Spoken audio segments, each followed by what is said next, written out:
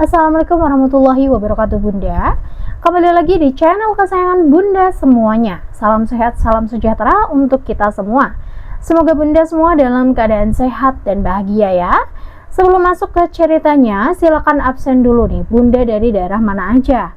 Ratna doakan semoga yang sudah subscribe rezekinya lancar dan selalu dalam lindungan Tuhan Yang Maha Esa. Yuk langsung aja kita ke ceritanya. Selamat menonton. Mertua melempar kain lap kotor ke wajahku yang bengkak hamil tua. Suami malah tertawa dan memuji kecantikan sepupunya. Kupastikan mereka terusir tanpa harta dan menjadi budak utang seumur hidup. Namaku Sarah, dan di usia 32 tahun, aku adalah definisi hidup dari sebuah paradoks yang menyedihkan. Secara umum, aku adalah Sarah Aditama, putri tunggal konglomerat properti, pemegang saham mayoritas PT Adita Malen, dan pemilik sah dari setiap inci tanah di kawasan elit Menteng tempat rumah ini berdiri. Namun secara fisik, aku hanya seekor paus terdampar. Sebutan sayang yang pernah aku dengar dibisikkan oleh suamiku sendiri saat ia mengira aku sudah tertidur. Kehamilan kembar 8 bulan dengan komplikasi preeklamsia telah merenggut paksa kecantikanku. Kakiku yang dulu jenjang kini bengkak seperti beton, penuh cairan edema yang membuat setiap langkah terasa seperti berjalan di atas paku. Wajahku, jangan tanya, hormon telah mengubah kulitku menjadi kusam, berminyak, dan dipenuhi jerawat batu yang meradang. Leherku menghitam, sebuah pigmentasi alami kehamilan yang bagi penghuni rumah ini dianggap sebagai tanda kemalasan mandi. Malam ini, di rumah megah warisan papaku, aku bukan ratu, aku adalah pelayan. Lama sekali sih, kamu niat kasih orang makan tidak? Suara melengking itu memecah lamunanku di dapur. Itu suara Ibu Ratna, mertuaku. Wanita berusia 60 tahun yang wajahnya kencang berkat suntikan botox rutin yang tagihannya selalu masuk ke kartu kredit tambahanku. Aku menarik napas panjang, mencoba menahan rasa nyeri di punggung bawah yang serasa mau patah.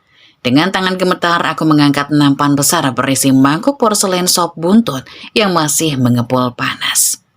Sebentar Bu, berat, gumamku lirih lebih pada diri sendiri. Aku melangkah keluar dari dapur menuju ruang makan. Langkahku tertatih menyeret sandal rumah yang terasa sempit di kaki bengkakku. Di sana, di bawah lampu gantung kristal Swarovski seharga ratusan juta yang kubeli di Milan 3 tahun lalu, keluarga bahagiaku sedang duduk menunggu. Pemandangan di meja makan itu seperti lukisan satir yang kejam. Di ujung meja duduklah Ibu Ratna. Ia mengenakan kaftan sutra mewah berwarna marun. Ia tampak anggun seolah dialah nyonya rumah yang membiayai semua kemewahan ini. Padahal saldo rekening pribadinya bahkan tidak cukup untuk membayar listrik AC sentral yang kini mendinginkan kulitnya. Di sisi kanannya Bimo, suamiku, pria yang kunikahi 5 tahun lalu karena ketampanan dan tutur katanya yang manis. Dulu dia adalah staf pemasaran biasa. Sekarang ia duduk di sana dengan kemeja linen mahal, jam tangan Rolex Submariner di pergelangan tangannya, dan jabatan mentereng sebagai manajer operasional di perusahaanku, jabatan yang kubuat khusus agar ia tidak merasa rendah diri di hadapan kolega bisnisku. Dan di sisi kirinya, menempel terlalu rapat hingga lengan mereka bersentuhan, duduklah Clara. Gadis 23 tahun itu diperkenalkan Bimo 6 bulan lalu sebagai sepupu jauh dari kampung yang butuh tumpangan kuliah. Tapi lihatlah dia sekarang, rambutnya lurus berkilau hasil smoothing salon mahal. Kulitnya putih mulus dan tubuhnya ramping dibalut gaun tidur satin yang terlalu pendek untuk dipakai di depan kerabat pria. Ia tertawa renyah menanggapi lelucon Bimo. Sesekali menyuapkan potongan buah ke mulut suamiku dengan garpu. Buka mulutnya Mas Bimo. Manis kan? Ucap Clara dengan nada manja yang dibuat-buat. Manis kayak kamu, sahut Bimo sambil mengedipkan mata, lalu tertawa seolah itu hal wajar antara sepupu. Jantungku terasa ditusuk, tapi aku tetap berjalan mendekat. Aku meletakkan nampan sop buntut itu di tengah meja makan jati solid warisan papa. Tanganku yang lemas membuat mangkuk itu mendarat sedikit kasar. Kuah sop yang panas tumpah sedikit menodai taplak meja linen putih impor dari Belgia. Hening seketika, tawa mereka berhenti. Ibu Ratna menatap noda kuah di taplak meja itu dengan mata melotot. seolah aku baru saja menumpahkan racun. Ya Tuhan, Sarah, kamu ini makin hari makin tidak becus, bentak Ibu Ratna. Cuma taruh mangkuk saja tidak bisa. Lihat tuh, taplak mahal jadi kotor. Dasar ceroboh. Maaf Bu, tanganku kram, perutku berat sekali hari ini. Jawabku pelan, mencoba menyeka noda itu dengan tisu. Alasan terus. Potong Bimo dengan nada dingin, tanpa menoleh padaku. Ia sibuk menggelap sedikit percikan kuah di kemejanya. Kamu itu kebanyakan tidur, Sar. Badan jadi bengkak semua, gerak jadi lambat. Lihat Clara, dia seharian beres-beres rumah, tetap wangi, tetap gesit.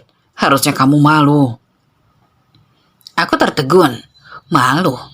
Aku yang membayar gaji 3 asisten rumah tangga yang minggu lalu dipecat Ibu Ratna dengan alasan mereka mencuri gula.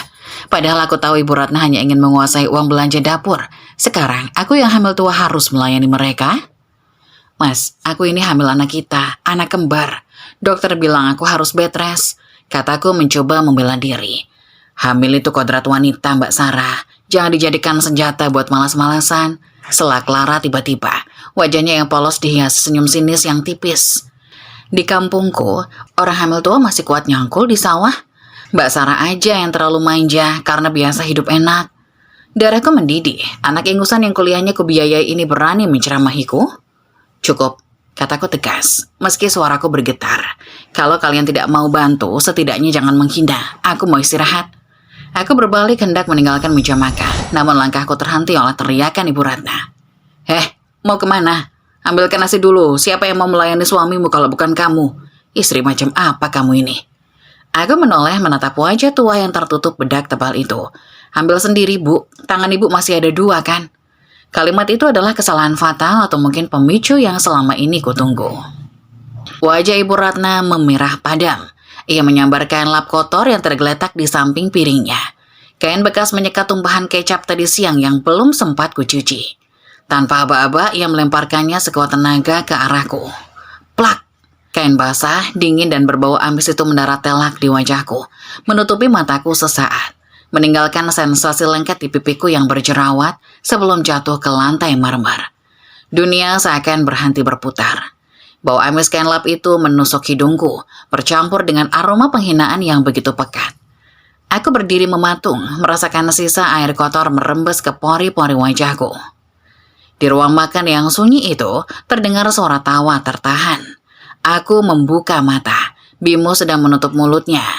Bahunya berguncang menahan tawa. Clara tersenyum lebar, tampak menikmati pertunjukan.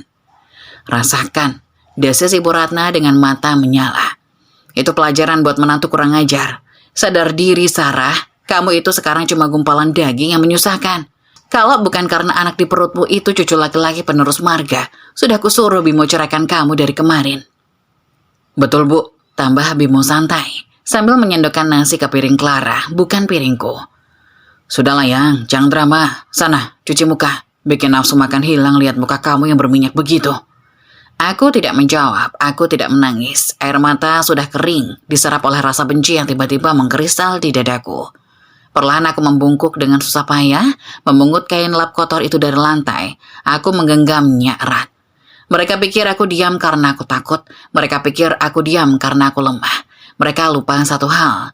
Mereka sedang duduk di atas kursi yang kubeli, makan di atas meja milikku, berteduh di bawah atap rumahku.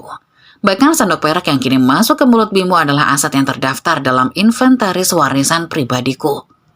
Aku menatap mereka bertiga satu persatu, merekam wajah-wajah sombong itu ke dalam memori otakku yang paling tajam. Nikmatilah sop buntut terakhir kalian di meja ini, bisikku dalam hati, karena sebentar lagi kalian akan memakan aspal.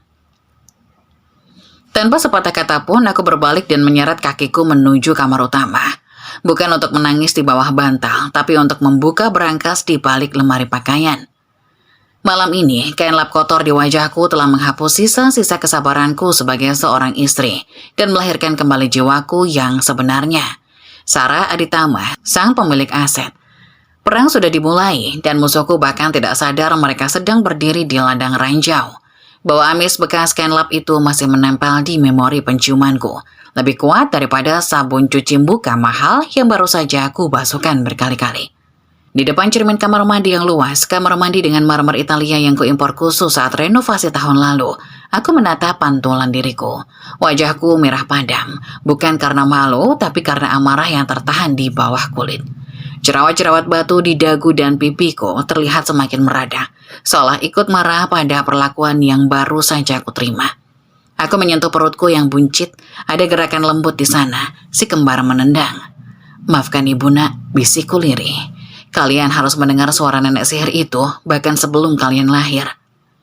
Pintu kamar mandi terbuka. Bimo masuk tanpa mengetuk. Ia sudah berganti pakaian. Kemeja kerjanya sudah diganti dengan kaos oblong santai dan celana pendek. Bau parfum vanila murahan, parfum khas Clara tercium samar dari tubuhnya, bercampur dengan aroma rokok mentol. "Masih di sini?" Tanyanya datar sambil meraih sikat gigi. Ia bahkan tidak menatapku. "Jangan terlalu dimasukkan hati ucapan ibu tadi. Orang tua kan emang begitu. Mulutnya pedas, tapi hatinya baik." Aku menatap punggungnya dari pantulan cermin. Hatinya baik. Melempar kain lap ke wajah menantu yang sedang hamil tua disebut baik? Dia melempar kain kotor ke mukaku, Mas, dan kamu tertawa. Suaraku serak tapi tajam. Bimo berkumur lalu meludah ke wastafel. "Aku ketawa karena itu lucu, Sar. Kamu itu terlalu serius. Semenjak hamil kamu jadi sensitif, baperan, dan ya membosankan." Ia berbalik bersandar pada pinggiran wastafel lalu menatapku dari ujung rambut sampai ujung kaki. Tatapannya bukan tatapan suami yang merindukan istrinya.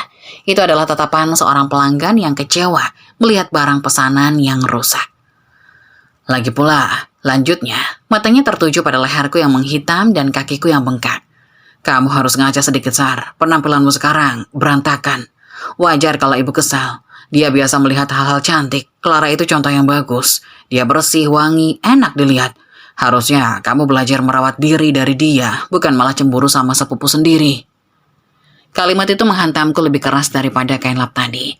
Suamiku sendiri membandingkanku, istrinya yang sedang mengandung darah dagingnya, dengan gadis antah berantah yang menumpang di rumahku.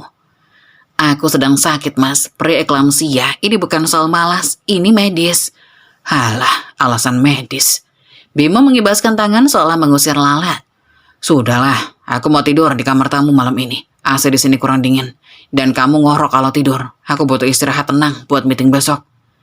Tanpa menunggu jawabanku, ia melangkah keluar kamar mandi, mengambil bantal dari tempat tidur kami, tempat tidur king coil seharga 40 juta yang kubeli tunai, dan berjalan keluar kamar. Pintu tertutup. Aku berdiri mematung. Meeting besok. Besok hari Minggu. Tidak ada meeting di hari Minggu. Rasa curiga yang selama ini hanya berupa bisikan kecil di kepala, kini berteriak lantang. Aku keluar dari kamar mandi, mengunci pintu kamar utama rapat-rapat. Jantungku berdegup kencang, seirama dengan tendangan bayi-bayi di perutku. Aku berjalan menuju meja kerja di sudut kamar. Di sana tersimpan laptop pribadiku yang terhubung dengan sistem keamanan rumah pintar smartphone yang baru saja diperbarui teknisi bulan lalu. Satu hal yang tidak diketahui Bimo dan Ibu Ratna, saat teknisi datang untuk memperbaiki wifi yang lemot minggu lalu, aku meminta pemasangan 3 kamera tersembunyi tambahan. 1 di ruang keluarga, 1 di dapur, dan 1 lagi di lorong lantai 2 yang mengarah ke kamar tamu. Kamar tamu yang ditempati Clara, kamar tamu yang malam ini dijadikan tempat mengungsi oleh Bimo.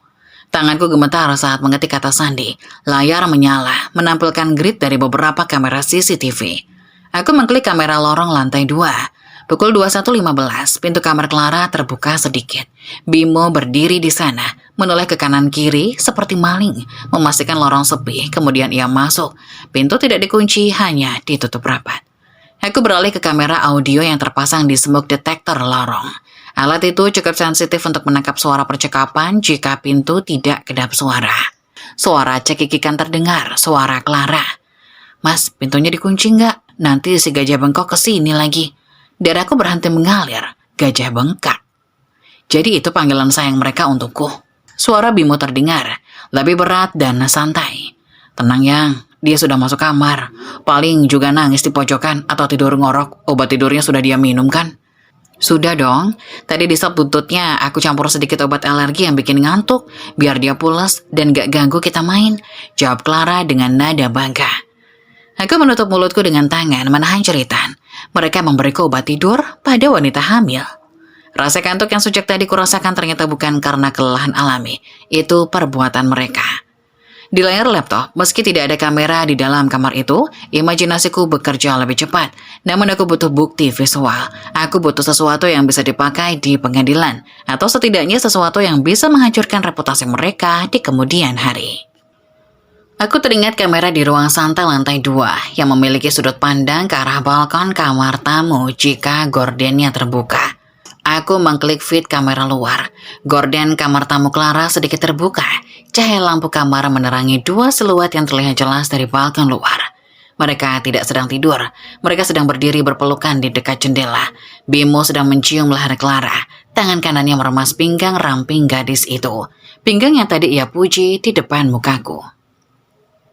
Dan yang membuat mataku membelalak bukan hanya adegan zina itu, tapi benda yang melingkar di leher Clara, sebuah kalung berlian dengan liontin inisial B. Kalung itu adalah kalung yang kubeli di Paris 2 tahun lalu, kalung yang hilang dari kotak perhiasanku minggu lalu. Saat aku menanyakannya, Ibu Ratna bilang mungkin aku lupa menaruhnya karena otak udang bumil. Ternyata kalung itu ada di leher pelakor itu. Cantik banget kamu pakai ini, Yang. Suara Bimo terdengar samar dari audio balkon yang terbawa angin. Nanti kalau warisan si gajah cair, aku belikan yang lebih besar. Yang penting sabar dulu, tunggu dia melahirkan. Tapi lama mas, aku jijik lihat mukanya yang jerawatan itu. Kapan sih kita usir dia? Rengek Clara. Sabar, begitu anak kembar itu lahir, hak asuh kita ambil. Kita bilang dia gila atau depresi pasca melahirkan. Ibuku sudah siapin skenarionya. Nanti kita kirim dia ke rumah sakit jiwa. Asetnya aku pegang sebagai wali anak. Habis itu rumah ini jadi istana kita. Rekaman itu terus berjalan, tapi aku sudah tidak sanggup mendengarnya lagi. Aku menekan tombol stop recording dan menyimpan file itu ke dalam folder terenkripsi bernama sampah. Tubuhku menggigil hebat, bukan karena dingin AC, tapi karena ketakutan yang berubah menjadi keberanian nekat. Mereka bukan sekedar berselingkuh. Mereka berencana menyingkirkanku. Mereka berencana merebut anak-anakku dan membuangku ke rumah sakit jiwa. Aku menatap perut buncitku. Tangan kananku mengelus kulit yang meregang itu dengan protektif. Mereka pikir mereka predator. Bisikku pada dinding kamar yang sunyi. Mereka salah. Mereka baru saja membangunkan induk singa. Malam ini, Bimo tidak hanya tidur dengan sepupunya. Dia tidur dengan surat kematian finansialnya sendiri. Aku mengambil ponselku, mengabaikan rasa kantuk akibat obat yang mereka berikan. Aku mencari nomor kontak yang tersimpan dengan nama Pak Handoko, lawyer. Aku mengirimkan satu pesan singkat. Pak, siapkan draft pengalihan aset. Besok pagi saya ke kantor, kode merah. Setelah pesan terkirim, aku berjalan ke lemari, mengambil koper kecil dan mulai mengemasi sertifikat-sertifikat penting yang tersimpan di berangkas. Tidak ada air mata malam ini. Air mata adalah untuk wanita lemah. Dan Sarah Aditama, pemilik aset triliunan ini, tidak lemah. Dia hanya sedang menunggu waktu yang tepat untuk menagih uang sewa. Cahaya matahari pagi yang menembus celah gorden kamar terasa seperti silet yang mengiris mataku. Kepalaku berdenyut hebat. Sisa efek obat tidur yang dicampurkan Clara ke dalam sop buntut semalam. Mulutku terasa pahit, seolah aku baru saja menelan koin logam berkarat. Namun rasa pahit itu tidak sebanding dengan empedu yang naik ke tenggorokanku saat mengingat rekaman CCTV semalam. Gajah bengkak, rumah sakit jiwa, wali pengampu. Kata-kata itu berputar di kepalaku seperti mantra kutukan. Mereka tidak hanya ingin berselingkuh, mereka ingin memusnahkan eksistensiku sebagai manusia yang berakal sehat. Aku melirik jam digital di nakas, pukul 9 pagi. Tumben sekali kamar ini sunyi. Biasanya Ibu Ratna sudah berteriak memanggilku untuk urusan sepele seperti remote TV yang hilang atau AC yang kurang dingin. Aku memaksakan diri bangun. Kakiku masih sangat bengkak. Bahkan rasanya lebih kaku dari kemarin. Dengan napas yang tersengal, aku menyeret tubuhku keluar kamar. Aku tidak mencuci muka. Bahkan, aku membiarkan saja wajahku terlihat kusam dan berminyak. Semakin aku terlihat menyedihkan, semakin mereka merasa di atas angin. Saat aku menuruni tangga melingkar menuju lantai 1, sayup-sayup terdengar suara percakapan dari ruang keluarga. Suara itu santai, diselingi tawa renyah dan denting cangkir teh. Aku berhenti di bordes tangga, bersembunyi di balik pilar besar. Posisi ini strategis, aku bisa melihat mereka tapi mereka tidak bisa melihatku. Pemandangan di bawah sana membuat darahku mendidih. Bimo, Ibu Ratna, dan Clara sedang duduk mengelilingi meja kopi. Di atas meja itu berserakan brosur-brosur properti dan beberapa dokumen tebal. Clara sedang memijat bahu Ibu Ratna, sementara Bimo sibuk menunjuk-nunjuk sesuatu di kertas dengan pulpen mahal. Pulpen Montblanc hadiah ulang tahun dariku tahun lalu. "Nah, kalau ini gimana, Bu?" tanya Bimo antusias. "Ruko di Kelapa Gading. Kalau kita jual cepat, harganya bisa buat DP penthouse di Senopati. Ibu kan pengen tinggal di apartemen yang ada private lift-nya." Jantungku berhenti berdetak sesaat. Ruko di Kelapa Gading itu adalah aset produktif peninggalan papa yang paling berharga. Uang sewanya yang membiayai gaya hidup parasit mereka selama ini. "Bagus itu, Mo," sahut Ibu Ratna sambil menyeruput teh. "Tapi apa bisa dijual tanpa tanda tangan Sarah? Sertifikatnya kan masih atas nama almarhum papanya atau Sarah." "Gampang, Bu," jawab Bimo dengan nada meremehkan yang membuatku ingin muntah. "Kan kita sudah bahas rencananya. Begitu si gajah melahirkan, kita buat laporan medis kalau dia kena postpartum depression parah, histeris, bahayain bayi, halusinasi. Dokter teman main golfku bisa atur surat diagnosanya." Clara terkikik geli. "Terus Mas Bimo jadi wali pengampu deh. Tanda tangan Mas Bimo jadi sah mewakili Sarah. Bye-bye gajah bengkak. Halo Nyonya Clara." "Pintar calon mantu ibu," puji Ibu Ratna sambil menepuk pipi Clara sayang. "Pokoknya ibu mau kamar utamanya direnovasi total ya. Bawa obat Sarah itu bikin ibu mual. Ganti semua furniturnya pakai gaya Eropa klasik." Aku mencengkeram pegangan tangga erat-erat. Kuku-kukuku memutih. Mereka sedang merencanakan kudeta, bukan kudeta militer, tapi kudeta aset. Mereka ingin menggunakan kondisi mentalku yang akan mereka rekayasa untuk mengambil alih hak tanda tanganku. Dalam hukum ini disebut pengampuan.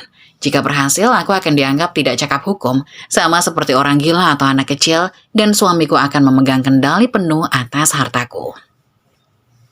Cerdas, sangat cerdas untuk ukuran benalu. Sayangnya mereka lupa satu hal, aku bukan hanya pewaris, aku adalah pembisnis, dan pembisnis selalu punya plan B. Aku menarik napas dalam-dalam, mengatur ekspresi wajahku menjadi selemah mungkin. Aku harus memainkan peran ini. Aku sengaja menghentakkan kakiku sedikit keras saat menuruni sisa anak tangga. "Mas, Ibu," panggilku dengan suara parau dan lemah. Seketika aktivitas di ruang keluarga berhenti. Bimo dengan sigap menyapu dokumen-dokumen di meja dan menumpukannya di bawah majalah Tatler. Clara melepaskan tangannya dari bahu Ibu Ratna dan pura-pura sibuk merapikan toples kue. "Loh Sar, udah bangun?" sapa Bimo. Wajahnya berubah drastis. Dari licik menjadi topeng suami perhatiin dalam hitungan detik. "Kok nggak panggil aku kalau mau turun? Bahaya lo tangga itu." Aku memegangi kepalaku, pura-pura sempoyongan. "Kepalaku pusing sekali, Mas. Rasanya berputar-putar. Aku takut jatuh." Bimo segera menghampiriku, memapahku menuju sofa. "Duh, kamu ini pasti tensimu naik lagi. Makanya jangan banyak pikiran. Duduk sini." Ia mendudukkanku di sofa single, jauh dari tumpukan dokumen rahasia mereka. Clara menatapku dengan jijik yang tak ditutup-tutupi. Lalu bergeser mendekati Ibu Ratna seolah aku ini penyakit menular. "Maaf ya Bu, aku kesiangan," kataku lirih, menunduk menatap kaki bengkakku. "Ya sudahlah," dengus Ibu Ratna kembali ke mode judesnya. "Untung ada Clara, dia yang bikin sarapan, dia yang beres-beres. Kamu bisanya cuma tidur." "Mbak Sarah, mukanya pucat banget," celetuk Clara dengan nada yang dibuat-buat polos. "Mungkin Mbak Sarah memang butuh istirahat total deh, Mas, di tempat yang tenang yang ada dokter 24 jamnya. Makanya jangan banyak pikiran. Duduk sini." "Mbak Sarah mukanya pucat banget," celetuk Clara dengan nada yang dibuat-buat polos. "Mungkin Mbak Sarah memang butuh istirahat total deh, Mas, di tempat yang tenang yang ada dokter 24 jamnya. Kode itu, mereka saling bertukar pandang penuh arti. Tempat tenang dengan dokter 24 jam. Rumah sakit jiwa. "Iya, nanti aku bicarakan sama dokter kandungan," kata Bimo cepat, memotong pembicaraan sebelum terlalu jelas. "Sar, aku ada perlu sebentar ke kantor notaris. Ada urusan perizinan proyek yang belum beres. Kamu di rumah saja ya, sama Clara dan Ibu." "Minggu begini ke notaris?" tanyaku pelan, memancing. "Notaris teman lama, Sar. Bisa diatur waktunya. Kamu jangan curigaan terus deh. Nanti stres," elak Bimo gugup. Aku mengangguk lemah. "Ya sudah, hati-hati Mas. Kartu kreditku ada di dompet kalau butuh bensin." Bimo tersenyum lebar, senyum kemenangan. Ia pikir aku masih bodoh. Ia pikir dompetku masih terbuka lebar untuknya. "Sip, kamu istirahat ya." Ia mencium keningku sekilas, ciuman yang terasa dingin dan kosong. lalu bergegas mengambil dokumen yang tersembunyi di bawah majalah dan memasukkannya ke dalam tas kerjanya. Begitu Bimo pergi dan Ibu Ratna serta Clara asik menonton TV sambil menggunjingkan artis, aku pamit kembali ke kamar dengan alasan mual. Sesampainya di kamar, aku mengunci pintu ganda. Wajah lemahku lenyap seketika. Aku membuka laptop, menyalakan VPN dan melakukan panggilan video terenkripsi ke nomor Pak Handoko, pengacara kepercayaan almarhum Papa. Wajah tua namun tegas Pak Handoko muncul di layar. "Selamat pagi, Nyonya Sarah. Tumben sekali menghubungi hari Minggu. Ada masalah mendesak." "Pak Handoko," suaraku tidak lagi parau, melainkan dingin dan tajam. "Kita masuk ke protokol darurat. Saya butuh Bapak siapkan akta pemindahan aset liquid hari ini juga." Pak Handoko menegakkan duduknya. "Apa yang terjadi, Nyonya?" "Bimo dan ibunya berencana mengajukan permohonan pengampuan atas nama saya pasca melahirkan. Mereka ingin menggunakan dalih postpartum depression untuk mengambil alih hak tanda tangan saya." "Bajingan. Itu tindakan ilegal jika tidak terbukti medis," umpat Pak Handoko pelan. "Mereka punya dokter bayaran, Pak. Saya tidak mau ambil resiko. Saya ingin semua dana di rekening utama, deposito dan saham yang bisa dicairkan, dipindahkan ke trust fund atas nama anak-anak saya yang belum lahir. Buat Bapak sebagai wali amanat sementara sampai saya pulih pasca operasi." "Baik, saya bisa siapkan draftnya dalam 2 jam. Bagaimana dengan aset properti, ruko dan rumah?" "Rumah ini..." Aku menatap sekeliling kamar yang dulu kubangun dengan cinta. "Rumah ini akan jadi kuburan mereka, biarkan tetap atas nama saya pribadi. Saya ingin mereka merasa masih punya harapan untuk merebutnya. Sampai detik terakhir saya usir mereka." "Satu lagi, Pak. Blokir semua kartu kredit tambahan yang dipegang Bimo dan Ibu Ratna. Tapi jangan sekarang. Lakukan tepat saat mereka sedang melakukan transaksi besar. Saya ingin mereka malu di depan umum." Pak Handoko tersenyum tipis. "Strategi kartu mati. Saya suka gaya Anda, Nyonya. Mirip sekali dengan almarhum Papa Anda." "Mereka pikir saya gajah bengkak yang bodoh, Pak," bisikku menatap rekaman CCTV di layar lain yang menampilkan Clara sedang tertawa-tawa di sofa mahalku. "Mereka lupa, gajah adalah hewan yang tidak pernah lupa." "Laksanakan, Nyonya. Dokumen akan saya kirim lewat kurir pribadi 1 jam lagi. Tanda tangani lalu kembalikan." Sambungan terputus. Aku bersandar di kursi kerja. Adrenalin membuat rasa sakit di kakiku hilang sementara. Rencana mereka adalah menyingkirkanku ke rumah sakit jiwa. Rencanaku adalah membiarkan mereka masuk ke perangkap renovasi dan gaya hidup mewah, lalu menarik karpet di bawah kaki mereka saat mereka sedang berdansa. Aku kembali menatap cermin, wajahku masih bengkak dan berjerawat, tapi di mataku, aku melihat kilatan yang sudah lama hilang, kilatan seorang aditama. "Silakan renovasi kamar ini dalam mimpi kalian," gumamku. Karena saat aku pulang dari rumah sakit nanti, kunci rumah ini sudah berganti, jam dinding berdetak lambat, seirama dengan denyut nyeri kepalaku. Pukul 11 siang, rumah ini sunyi. Bimo sudah pergi dengan alasan bertemu notaris. Yang ku tahu sebenarnya adalah alasan untuk berkencan dengan Clara di luar. Mungkin brunch di kafe mahal menggunakan kartu kreditku. Ibu Ratna sedang tidur siang di kamarnya. Mungkin bermimpi tentang renovasi kamar bergaya Eropa klasik yang ia idam-idamkan. Ini adalah golden time, waktu emas yang tidak boleh kusia-siakan. Sebuah motor kurir berhenti di depan gerbang, bukan kurir paket belanja online biasa, melainkan kurir berseragam khusus dari firma hukum Handoko and Partners. "Untuk Ibu Sarah Aditama, dokumen konfidensial," kata kurir itu, menyerahkan amplop coklat tebal bersegel lilin merah. "Terima kasih." Aku membawa amplop itu ke dalam benteng pertahananku, ruang kerja almarhum Papa yang kini menjadi ruang kerjaku. Ruangan ini kedap suara, memiliki kunci biometrik atau sidik jari, dan yang terpenting, tidak ada satupun dari keluarga benalu itu yang tahu kode berangkas di dalamnya. Aku duduk di kursi kulit besar yang terasa dingin di kulitku yang demam. Tanganku yang bengkak dengan sigap merobek segel amplop. Isinya adalah akta pendirian trust fund atau dana amanah. Dokumen setebal 50 halaman itu adalah perisai utamaku. Dengan menandatangani ini, aku secara hukum memindahkan kepemilikan aset-aset likuidku, uang tunai di bank, deposito, saham blue chip, dan obligasi negara ke dalam sebuah entitas hukum terpisah yang dikelola oleh pihak ketiga, wali amanat. Artinya, harta itu bukan lagi milik Sarah Aditama secara pribadi, melainkan milik Sarah Family Trust. Jika Bimo berhasil membuatku dinyatakan gila atau tidak cakap hukum dan menjadi waliku, ia hanya akan memegang kendali atas Sarah yang kosong. Ia tidak akan bisa menyentuh sepeser pun uang di dalam trust fund karena ia bukan wali amanat yang ditunjuk. Cerdas, kejam, dan ilegal. Aku membaca klausul demi klausul dengan teliti. Mataku tertuju pada pasal 7, klausul penerima manfaat. Penerima manfaat utama, anak-anak kandung dari Sarah Aditama yang akan lahir. Penerima manfaat cadangan, Yayasan Kanker Indonesia. Pihak yang dikecualikan, excluded persons, Bimo Anggoro, suami, dan Ratna Sari, mertua. Aku tersenyum puas. Nama mereka tertulis jelas sebagai pihak yang haram menerima 1 sen pun. Aku mengambil fountain pen milik papa dan dengan tegas membubuhkan tanda tangan di setiap lembar yang diperlukan. Langkah pertama selesai. Sekarang langkah kedua, eksekusi transfer. Aku membuka laptop, menyalakan VPN dengan server Zurich, Swiss. Aku tidak benar-benar menelpon ke Swiss, tapi aku mengakses portal perbankan private internasional yang berbasis di sana. Papa selalu mengajarkan untuk tidak menaruh semua telur dalam satu keranjang, apalagi keranjang di Indonesia yang hukumnya bisa aku beli. Layar laptop yang menampilkan saldo rekening utamaku angkanya fantastis. Cukup untuk membeli pulau kecil, cukup untuk membuat mata Bimo dan Ibu Ratna melotot keluar jika mereka melihatnya.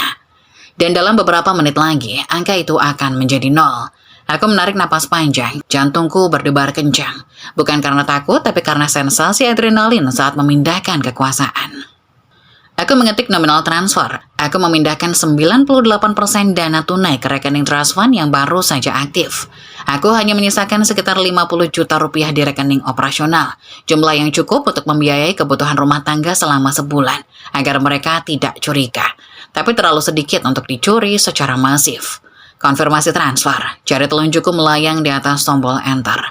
Ini untuk kalian, nak, bisikku sambil mengusap perut. Ayah kalian mungkin akan membuang kita, tapi ibu pastikan kalian tetap jadi raja dan ratu. Layar memproses, loading berputar. Selama 3 detik yang terasa seperti 3 abad. Transaksi berhasil, saldo akhir 50 juta Indonesia rupiah. Aku bersandar lemas di kursi, keringat dingin mengalir di punggungku. Rasanya seperti baru saja lari maraton dengan kaki bengkak. Tiba-tiba ponselku bergetar. Sebuah panggilan masuk, kode negara +41, Swiss.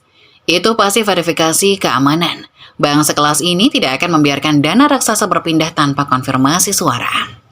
Aku mengangkat telepon itu, mengubah suaraku menjadi tegas dan profesional, menghilangkan getaran lelah ibu hamil. Halo, sapaku dalam bahasa Inggris. Selamat siang Nyonya Aditama, ini Frederick dari Zurich Private Banking. Sistem kami mendeteksi pergerakan dana masif ke rekening trust baru. Apakah ini otorisasi Anda? Suara bariton yang tenang terdengar di seberang sana. Iya, Frederick, itu saya. Saya sedang melakukan restrukturisasi aset untuk keamanan keluarga. Baik, sesuai protokol keamanan level tinggi, kami akan membekukan akses penarikan dari rekening asal selama 30 hari ke depan untuk mencegah fraud, kecuali dengan otorisasi biometrik langsung ke kantor cabang Singapura atau Zurich. Apakah Anda setuju? Saya setuju, bekukan semuanya. Buat rekening lama itu mati suri. Jawabku mantap. Dimengerti, aset Anda aman bersama kami Nyonya, dan selamat atas kehamilan Anda, semoga persalinannya lancar. Terima kasih Frederick. Sambungan terputus. Aku menatap layar laptop yang kini gelap. Bayangan wajahku terpantul di sana. Wajah bengkak, mata sembab, jerawat di dagu. Tapi di balik wajah jelek ini, baru saja menjadi transaksi yang menyelamatkan masa depan anakku. Aku bukan lagi sekedar gajah bengkak. Aku adalah arsitek kehancuran bagi suamiku sendiri. Tepat saat aku menutup laptop, terdengar suara mobil masuk ke garasi. Bimo pulang. Aku segera merapikan dokumen trust fund, memasukkannya kembali ke amplop coklat, dan menguncinya di dalam rangkas dinding di balik lukisan abstrak. Aku keluar dari ruang kerja, kembali memasang topeng istri sakit-sakitan. Di ruang tengah, Bimo masuk dengan wajah berseri-seri. Ia membawa beberapa paperback belanjaan bermerek. Di belakangnya, Clara mengekor sambil menenteng paperback berisi gaun baru. Sayang, kamu di mana? Panggil Bimo, nadanya terlalu ceria. Di sini mas, jawabku lemah. Duduk di sofa sambil memijat kaki. Bimo menghampiriku, lalu meletakkan sebuah bungkusan kecil di meja. Itu bukan hadiah untukku, itu martabak. Nih, aku belikan martabak manis kesukaan kamu, biar kamu happy sedikit, katanya sambil tersenyum. Senyum yang tidak mencapai mata. Martabak, makanan tinggi gula dan lemak, musuh utama bagi penderita preeklamsia sepertiku. Dia tahu itu, dokter sudah melarang keras. Dia tidak memberiku hadiah, dia memberiku racun. Makasih mas, tapi kata dokter gula darahku tinggi. Tolakku halus. Ah, dikit aja gak apa-apa lah. Sekali-kali, jangan terlalu kaku sama dokter. Sahut Clara sambil membuka kotak martabak itu dan memakan sepotong. Enak loh mbak, sayang kalau dibuang. Oh ya Sar, kata Bimo, duduk di sampingku sambil membuka kancing kemejanya. Tadi aku ketemu teman notaris itu. Katanya kalau kita mau jual ruko Kelapa Gading, prosesnya bisa cepat kok. Cuma butuh tanda tangan kamu. Oh ya? Tanyaku datar. Iya, nanti dia siapkan berkasnya. Kamu tinggal tanda tangan aja di rumah. Gak perlu capek-capek keluar. Uangnya lumayan loh, Sar. Bisa buat biaya persalinan kamu yang VVIP dan deposito masa depan anak-anak. Aku menahan senyum sinis.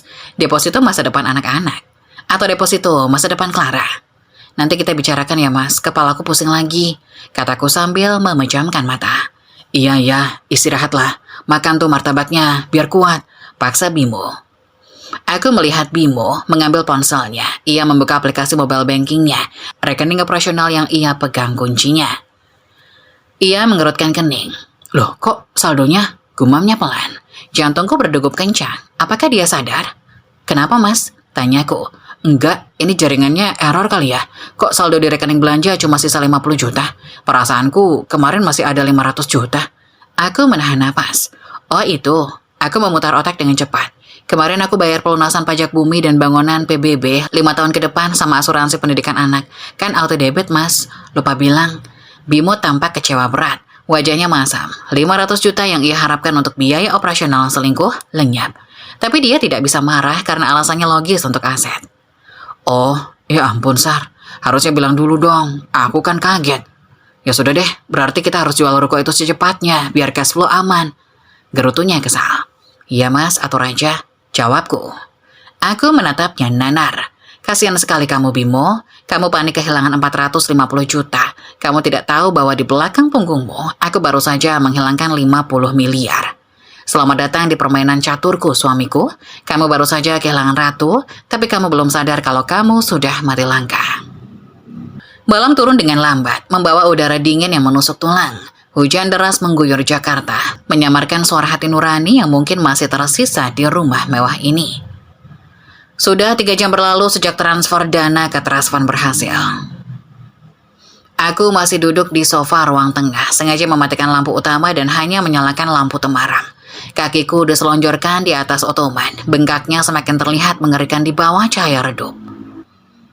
Pukul 19.30 waktunya makan malam, tapi tidak ada aroma masakan. Sejak insiden Kain Lab kemarin, dapur seolah mati suri. Ibu Ratna dan Clara mogok masak, dan Bimo terlalu gengsi untuk memesan makanan online pakai uang pribadinya yang menipis. Terdengar langkah kaki menuruni tangga.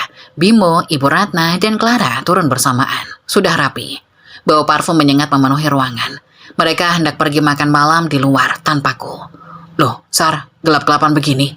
Tanya Bimo basa-basi saat melihatku di sofa. Ia sedang membetulkan kerah kemejanya. Kami mau cari makan sebentar. Kamu mau nitip? Nadanya ragu, ia berharap aku menolak. Gak usah, Mas, aku mual. Aku memejamkan mata, lalu memulai aktorku. Aku membiarkan tubuhku merosot dari sandaran sofa, tanganku terkulai lemas menjatuhkan ponsel ke lantai karpet. Aku menahan napas. Aku membuat napasku terdengar berat dan tersendat-sendat, seolah saluran udaraku menyempit. Gejala umum preeklamsia akut yang mengarah ke kejang eklamsia. Sarah kenapa tuh? Suara cempreng Clara terdengar kaget. Sarah. Bimo memanggil tapi tidak segera mendekat. Langkah kakinya terdengar ragu. Jangan-jangan dia pingsan, Mo. Atau mati, bisik Ibu Ratna. Nadanya bukan panik tapi penasaran. Aku merasakan Bimo mendekat. Ia menepuk pipiku pelan. Sar, bangun, Sar. Aku tidak merespon. Aku melemaskan seluruh otot wajahku, membiarkan mulutku sedikit terbuka. Pingsan dia, Bu. Lapor Bimo. Hening sejenak. Normalnya, suami yang panik akan berteriak meminta ambulan atau mencari kotak P3K. Tapi di rumah ini, normal adalah konsep yang asing. Cek napasnya. Jari Bimo menempel ke bawah hidungku. Masih napas, tapi lemah banget. Mukanya pucat, Bu. Jangan panggil ambulan dulu. Nanti repot urusan polisi kalau dia mati di jalan. Kita pastikan dulu situasinya. Maksud Ibu? Kunci berangkas, Bimo. Kunci berangkas. Desis Ibu Ratna tidak sabar. Mumpung dia pingsan begini, cari kuncinya. Atau setidaknya handphonenya. Cek saldo banknya lagi. Siapa tahu dia bohong soal auto debit itu.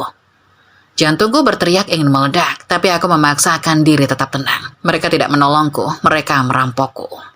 Aku merasakan tangan Bimo merogoh saku dasarku dengan kasar. Ia mengambil ponselku yang tadi jatuh. Dikunci pakai sidik jari, Bu. Ya pakai sidik jarinya lah, bodoh. Mumpung orangnya diam. Aku merasakan tangan Bimo meraih pergelangan tangan kananku. Jempolnya menekan jempolku ke sensor ponsel. Rasanya menjijikan.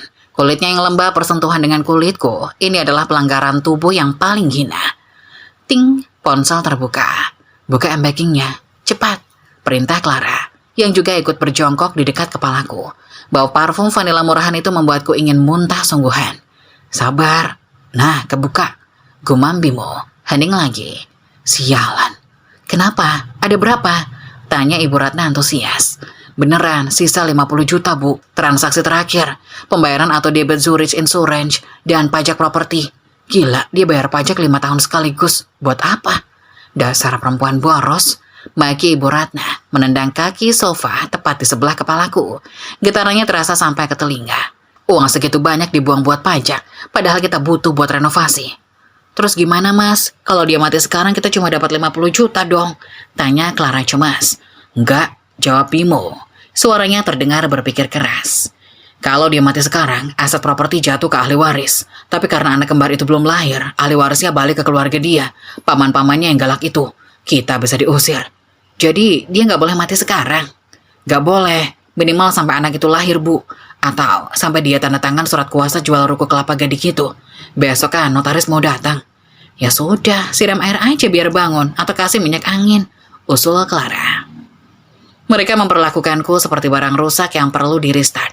Bukan manusia yang butuh pertolongan medis. Tunggu, kata Bimo. Berangkas di kamar. Siapa tahu dia simpan perhiasan atau uang tunai di sana. Jarinya kan bisa buat buka berangkas juga.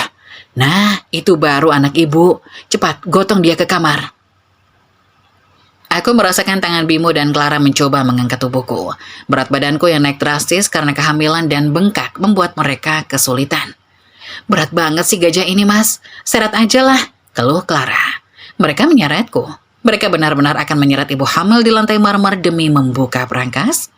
Cukup. Batas toleransiku sudah habis. Aku sudah mendapatkan konfirmasi yang kubutuhkan. Mereka tidak akan memanggil dokter sampai mereka mendapatkan apa yang mereka mau. Ini adalah percobaan pembunuhan pasif. Saat Bimo menarik lenganku dengan kasar, aku sengaja membuat gerakan kejang tiba-tiba. Erangku keras sambil menghentakkan tangan hingga terlepas dari pegangan Bimo. Copot jantung gue, bagi Clara melompat mundur. Aku membuka mata perlahan, membuat pandanganku terlihat kabur dan bingung. Aku menatap Bimo yang wajahnya pucat pasi, tertangkap basah sedang memegang tanganku. Mas, kamu ngapain? Tanyaku dengan suara serak yang kubuat-buat. Sakit, tanganku sakit. Bimo langsung melepaskan tanganku seperti memegang bara api. Wajahnya berubah drastis menjadi topeng kekhawatiran yang paling palsu yang pernah kulihat. Sar, ya ampun sayang, kamu sadar? Serunya pura-pura lega. Kami panik banget, kamu pingsan tadi. Aku lagi cek nadi kamu. Iya, cek nadi. Iya, Sar, ibu sampai mau nangis rasanya. Tambah Ibu Ratna yang sedetik lalu menyuruh Bimo menyeretku. Kamu bikin ibu jantungan. Aku mencoba duduk, memegangi kepalaku. Kalian mau bawa aku kemana? Kenapa ditarik-tarik? Mau dibawa ke kamar, Mbak, biar istirahatnya enak. Masa tidur di lantai? Sahut Clara cepat, menyembunyikan rasa jijiknya. Aku menatap ponselku yang masih menyala di tangan Bimo. Layarnya masih menampilkan halaman saldo bank. Kenapa ponselku di tangan kamu, Mas? Dan kenapa m-banking terbuka? Tanyaku tajam. Bimo membeku. Ia melirik layar ponsel lalu buru-buru mematikannya. Oh, ini. Tadi aku mau cari nomor dokter. Nomor dokter kandunganmu, tapi karena aku panik, kepencet-pencet aplikasi lain. Jariku gemetaran, Sar, sumpah. Aku takut banget kehilangan kamu. Kebohongan yang sangat amatir. Nomor dokter ada di kontak, bukan di aplikasi bank. Nomor dokterku Dokter Siska, Mas, ada di speed dial nomor 1, bukan di aplikasi bank. Jawabku dingin. Bimo menelan ludah. Keringat dingin mengalir di pelipisnya. Iya, namanya juga panik, Sar. Orang panik kan gak logis. Ibu Ratna segera menengahi. Sudahlah, yang penting Sarah sudah sadar. Bimo, ambilkan minum. Clara, ambil bantal. Jangan malah diinterogasi. Istrimu baru siuman. Bimo buru-buru lari ke dapur. Bersyukur bisa kabur dari tatapanku. Clara dengan malas mengambil bantal sofa dan melemparkannya ke dekatku. Aku bersandar di sofa, mengatur napas. Bu, panggilku pelan. Apa? Jawab Ibu Ratna ketus. Topeng khawatirnya mulai retak lagi. Kalau aku mati tadi, Ibu sedih nggak? Pertanyaan itu membuatnya tersentak. Ia menatapku tajam, mencari tahu apakah aku mendengar percakapan mereka tadi. Ngomong apa sih kamu, Pamali? Kalau kamu mati, siapa yang urus cucu ibu? Sudah, jangan ngelantur. Besok kamu harus sehat. Notaris mau datang jam 10 pagi buat urus surat ruko. Kamu harus tanda tangan. Bingo. Bahkan di saat aku baru siuman dari kematian, prioritas mereka tetaplah tanda tangan surat jual beli. Baik Bu, aku akan tanda tangan. Jawabku. Aku mau istirahat. Bimo kembali membawa segelas air putih. Aku meminumnya sedikit, memastikan tidak ada bubuk aneh di dalamnya. Mas, tolong bantu aku ke kamar. Aku mau tidur. Kunci pintu kamarku dari luar kalau perlu, biar aku nggak ganggu kalian, kataku. Bimo memapahku naik ke lantai 2. Kali ini dia lebih lembut, mungkin karena takut aset bergeraknya rusak sebelum tanda tangan. Sesampainya di kamar, aku langsung masuk dan mengunci pintu. Aku tidak tidur, aku berjalan ke meja kerja, mengambil buku catatan kecil, daftar dosa hari ini. Pertama, menelantarkan istri pingsan, percobaan pembunuhan pasif. Kedua, mengakses data perbankan tanpa izin, Undang-Undang ITE. Ketiga, upaya paksa membuka berangkas, percobaan pencurian. Semua terekam jelas di CCTV ruang tengah yang dilengkapi audio. Kalian mau tanda tangan? Gumamku sambil menatap layar CCTV yang kini menampilkan mereka bertiga sedang makan pizza delivery di ruang tengah. Tertawa-tawa seolah tidak baru saja berharap aku mati. Besok akan kuberikan tanda tangan, tapi bukan di surat jual beli ruko. Aku mengambil sebuah map merah dari laci. Itu adalah dokumen yang dikirimkan Pak Handoko bersamaan dengan trust fund tadi siang. Dokumen yang belum kukatakan pada siapapun. Surat perjanjian renovasi dan desain kantor. Tapi isinya bukan renovasi rumah, melainkan renovasi nasib mereka. Silakan tidur nyenyak malam ini Bimo, karena besok kamu akan memulai proyek terbesarmu, menghancurkan hidupmu sendiri dengan tanganmu sendiri. Pagi ini, rumah terasa berbeda. Tidak ada lagi ketegangan sisa semalam. Yang ada hanyalah euforia palsu yang menggantung di udara, seolah kami baru saja memenangkan lotre. Tentu saja bagi mereka, kemenangan itu sudah di depan mata, tanda tanganku. Aku duduk di meja makan. Meja yang sama tempat aku dilempari kain lap kemarin, dengan sarapan bubur ayam yang dibelikan Bimo. Tumben, biasanya aku disuruh masak sendiri. Gimana Sar, sudah enakan? Tanya Bimo sambil memijat bahuku, pijatan yang kaku dan penuh pamrih. Lumayan Mas, cuma masih lemas, jawabku pelan, menyuap bubur hambar itu. Syukurlah, soalnya hari ini ibu sudah excited banget loh. Katanya desainer interior kenalan Clara mau datang presentasi buat renovasi kamar utama. Kamu nggak keberatan kan? Aku menahan senyum sinis. Desainer kenalan Clara, pasti desainer abal-abal yang markup harganya gila-gilaan demi komisi. Gak apa-apa Mas, asal ibu senang. Lagi pula mungkin benar kata ibu, kamar itu butuh suasana baru, biar nggak stres pasca lahiran nanti. Mata Bimo berbinar.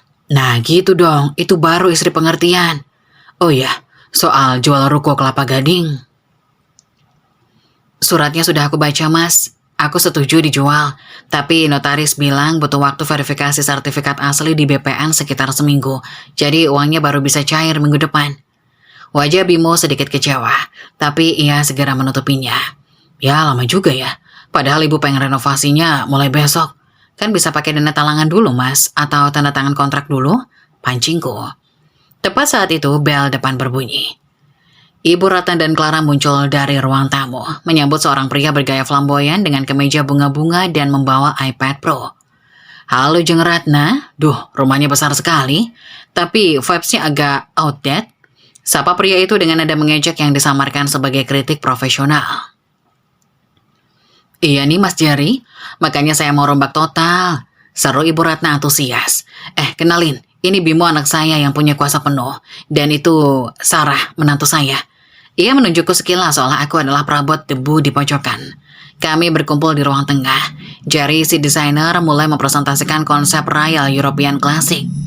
Layar iPad menampilkan gambar-gambar rendering 3D yang menyilaukan mata. Lantai marmer statuario Italia, chandelier kristal bakarat, wallpaper sutra emas, dan walk-in closet seluas kamar kos-kosan. Ini gila, bagus banget Mas. Bagi Clara, lupa diri kalau dia cuma sepupu. Ia menempel pada lengan Bimo. Bayangin kalau Mas Bimo tidur di sini, berasa raja banget. Iya Mo, ibu juga mau kamar mandi ibu diganti pakai bathtub yang ada jacuzzinya. Kayak di gambar ini nih, tulang ibu tua ini bisa dipijat air. Tambah Ibu Ratna matanya berbinar rakus. Bimo tampak tergiur, egonya dibelai. Ia membayangkan dirinya sebagai tuan besar di istana baru ini. "Berapa estimasi biayanya, Jar?" tanya Bimo sok tahu. Jari tersenyum lebar. "Untuk master bedroom, walk-in closet, dan 2 kamar mandi utama, total estimasi di angka 2,5 miliar rupiah. Itu sudah all in sama furniture impor dari Italia." 2,5 miliar? Bimo tersedak ludahnya sendiri. "Mahal amat, Jar. Duit dari mana?" protes Bimo. "Eits, jangan salah bos, ini investasi," gila Jari. "Barang impor itu harganya naik terus. Lagi pula kalau ruko Kelapa Gading laku di angka 15 M, uang segitu mah kecil, cuma remah-remah." Semua mata tertuju padaku. Aku meletakkan sendok buburku. "Bagus kok mas," kataku tenang. "Aku suka desainnya, mewah, cocok buat status Mas Bimo sebagai direktur." Pujian itu melambungkan Bimo ke angkasa. "Tuh kan, Sarah aja setuju. Ayo dong Mo, tanda tangan kontraknya sekarang. Jadi bilang slot impor barangnya terbatas. Kalau nggak pesan sekarang, nunggu 6 bulan lagi loh." "Iya mas, keburu tua nunggunya," rengek Clara. Bimo tampak ragu, ia menatapku. "Sar, uang dari rekening operasional kan cuma sisa 50 juta. "Tenang mas," bisikku meyakinkan. "Uang ruko cair minggu depan, kamu tanda tangan kontrak saja dulu. Biar Jari bisa pesan barang, pembayarannya kan bisa termin. DP-nya aku transfer nanti sore, dari deposito yang jatuh tempo." "Bener ya?" "Bener. Demi ibu mas, aku gak mau jadi menantu durhaka lagi," kataku dengan wajah memelas. Bimo mengangguk mantap. Ia merasa menjadi pahlawan keluarga. Ia mengambil pena Montblanc-nya, pena yang kubelikan, dan menarik kertas kontrak yang disodorkan Jari. "Tunggu mas," selaku pelan. Bimo berhenti. "Kenapa?" "Di kontrak itu, bagian penanggung jawab pembayaran tulis nama Bimo ya, jangan namaku." "Loh, kenapa?" "Kan Mas Bimo kepala keluarga. Masa renovasi rumah sendiri pakai nama istri? Nanti dikira Mas Bimo numpang hidup loh sama kolega Mas Jari. Malu dong." Hasutku halus, biar Mas Bimo kelihatan punya power. Ego lelaki, sasaran paling empuk di dunia. Bimo langsung membusungkan dada. Ia melirik Jari dan Clara. "Benar juga, saya kepala rumah tangga di sini. Mana kertasnya?" Tanpa membaca klausul kecil di halaman belakang, klausul tentang denda keterlambatan 5% per hari dan sisa jaminan pribadi jika gagal bayar dalam 7 hari kerja, Bimo menandatangani kontrak senilai 2,5 miliar rupiah itu di atas materai. "Deal," seru Jari girang. "Selamat Pak Bimo, proyek Sultan dimulai. Besok tukang saya datang bongkar kamar." "Hore!" sorak Ibu Ratna dan Clara berpelukan seperti anak kecil. Bimo tersenyum puas, merasa gagah. Aku juga tersenyum. Bimo baru saja menandatangani utang pribadi sebesar 2,5 miliar dan yang dia tidak ketahui. 1. Ruko Kelapa Gading tidak akan pernah dijual. Aku sudah memblokir sertifikatnya di PPN pagi ini dengan alasan sengketa keluarga lewat pengacaraku. 2. Deposito yang kukatakan jatuh tempo sore ini sebenarnya sudah dicairkan dan dipindahkan ke trust fund kemarin. 3. Saldo rekeningku yang bisa diakses cuma sisa 50 juta. "Selamat mas, rumah ini akan jadi sangat berbeda," ucapku tulus. Sore harinya, pesta kemenangan kecil-kecilan digelar. Ibu Ratna memesan tumpeng pakai uang belanja terakhir. Mereka makan dengan lahap, merayakan renovasi yang belum dimulai. Aku pamit ke kamar lebih awal. Di dalam kamar, aku membuka laptop. Ada 1 email masuk dari Pak Handoko. Subjek, konfirmasi pemblokiran aset dan somasi penjualan ilegal. Isi, Nyonya Sarah, surat blokir sertifikat ruko sudah efektif per jam 2. Siapapun yang mencoba menjual aset tersebut akan ditolak sistem BPN. Aku menutup laptop. Besok, tukang akan datang menghancurkan dinding kamar utama, simbol pernikahan kami. Dan minggu depan, saat Jari menagih pembayaran termin pertama sebesar 1 miliar dan Bimo menyadari tidak ada uang sepeser pun yang masuk, dinding pertahanan Bimo lah yang akan hancur lebur. Aku mengelus perutku. "Nak, lihat ayahmu. Dia baru saja menggali kuburannya sendiri dengan pena mahal." Malam itu aku tidur nyenyak untuk pertama kalinya dalam berbulan-bulan. Bukan karena obat tidur Clara, tapi karena ketenangan batin melihat musuh masuk perangkap. Sementara di kamar sebelah, Bimo tidur memeluk Clara, bermimpi menjadi raja dari kerajaan utang. Rumahku hari ini terlihat seperti pasar malam kelas atas. Karangan bunga berjajar di halaman depan, tenda putih dengan dekorasi kristal terpasang megah di taman samping. Dan aroma melati bercampur sate ayam memenuhi udara. Ini adalah acara 7 bulanan untuk kehamilanku. Seharusnya ini adalah acara sakral untuk mendoakan keselamatan ibu dan bayi. Namun di tangan Ibu Ratna, acara ini berubah menjadi panggung sirkus untuk memamerkan kembalinya kejayaan keluarga. Ia mengundang semua teman sosialitanya, kelompok arisan berlian yang dulu sempat menjauhinya saat suaminya bangkrut untuk membuktikan bahwa ia masih level atas. Aku didudukan di pelaminan kecil yang dihias bunga melati, mengenakan kebaya yang terasa sesak di tubuh bengkakku. Aku seperti boneka pajangan yang dipaksa tersenyum. Di sekelilingku, tamu-tamu Ibu Ratna berbisik-bisik. Itu mantunya. Ya ampun, bengkak banget ya. Kasihan Bimo. Padahal Bimo ganteng begitu. Iya, jomplang banget. Itu sepupunya yang nuangin minum, cantik ya. Lebih cocok jadi istrinya. Aku mendengar semuanya, tapi aku diam saja, sesekali mengelus perutku. Sabar nak, pertunjukan utamanya belum dimulai. Bimo berdiri gagah di sampingku mengenakan beskap Jawa yang pas badan. Ia sibuk menyalami tamu, menebar pesona dan sesekali melirik Clara yang warawiri mengatur catering. Seolah Clara adalah nyonya rumah yang sesungguhnya. Mas, bisikku pelan. Pak Jari tukang interior itu kok ada di pojokan sana? Bimo menoleh, wajahnya sedikit tegang. Di sudut taman berdiri Jari, desainer interior flamboyan kemarin. Ia tidak memakai batik pesta, ia memakai kemeja kerja dan membawa mesin edisi nirkabel di tangannya. Wajahnya tidak ramah. Oh itu dia mau minta down payment termin pertama. Katanya material impor harus dibayar cash hari ini juga, biar nggak kehabisan stok. Bisik Bimo gugup. Oh ya sudah, bayar saja. Kan Mas sudah tanda tangan kontrak. Jawabku enteng. Iya, tapi uang ruko Kelapa Gading belum masuk ke rekeningku. Kamu bilang cair hari ini. Cek saja mutasi rekeningmu Mas, mungkin sudah masuk. Dustaku. Mata Bimo berbinar penuh harap. Oke, tunggu sebentar. Bimo melangkah percaya diri menghampiri Jari. Aku melihat interaksi mereka dari jauh. Jari tampak mendesak, menunjuk jam tangannya. Bimo tertawa meremehkan, lalu mengeluarkan ponselnya dengan gaya bos besar. Di sekeliling mereka, teman-teman arisan Ibu Ratna mulai memperhatikan. Ibu Ratna yang sedang pamer cincin berlian palsu segera mendekat, ingin ikut terlihat berkuasa dalam transaksi bisnis anaknya. Ada apa ini Jari? Kok tegang amat? Mau nagih? Tenang, anak saya direktur, uangnya nggak berseri. Suara Ibu Ratna terdengar lantang.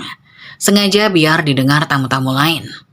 Maaf Bu Ratna, jawab Jari tegas. Suaranya cukup keras. Sesuai kontrak yang ditandatangani Pak Bimo kemarin, DP sebesar 1 miliar harus lunas sebelum jam 12 siang ini. Tukang saya sudah bongkar kamar utama. Kalau nggak dibayar sekarang, saya tarik semua tukang dan material. Tamu-tamu mulai hening. 1 miliar, angka yang fantastis. Halah, 1 miliar doang. Ibu Ratna tertawa renyah. Bimo bayar sekarang, biar dia diam. Bimo mengangguk mantap. Ia membuka aplikasi mobile bankingnya, jempolnya menari di atas layar. 1 detik, 2 detik, wajah Bimo berubah. Dari percaya diri menjadi bingung, lalu menjadi pucat pasi. Ia merefresh layar ponselnya berkali-kali. Keringat dingin mulai membasahi dahi licinnya. Kenapa, Mo? Sinyal jelek? Tanya Ibu Ratna mulai cemas. Bu, suara Bimo bergetar. Saldonya masih 50 juta, uang ruko belum masuk. Apa? Bekik Ibu Ratna. Jari melipat tangannya di dada. Pak Bimo, jangan main-main. Saya sudah booking marmer Italia loh. Jangan bilang Anda gagal bayar ya. Kata gagal bayar menggema di taman yang sunyi itu. Tamu-tamu mulai berbisik lebih keras. Bimo berlari kecil kembali ke arahku ke pelaminan. Wajahnya panik, topeng wibawanya hancur. Sarah, desisnya tajam. Mana uangnya? Katanya hari ini cair. Rekeningku kosong. Aku memasang wajah paling bingung dan polos yang bisa aku buat. Masa sih Mas? Coba aku cek email notaris. Aku mengambil ponselku perlahan, membiarkan Bimo dan Ibu Ratna menunggu dalam siksaan detik demi detik. Clara ikut mendekat, wajah cantiknya terlihat cemas, takut jatah belanjanya hilang. Ya ampun, bagiku pelan menutup mulut dengan tangan. Kenapa? Ada apa? Mas, Bu, maaf banget, kataku dengan mata berkaca-kaca.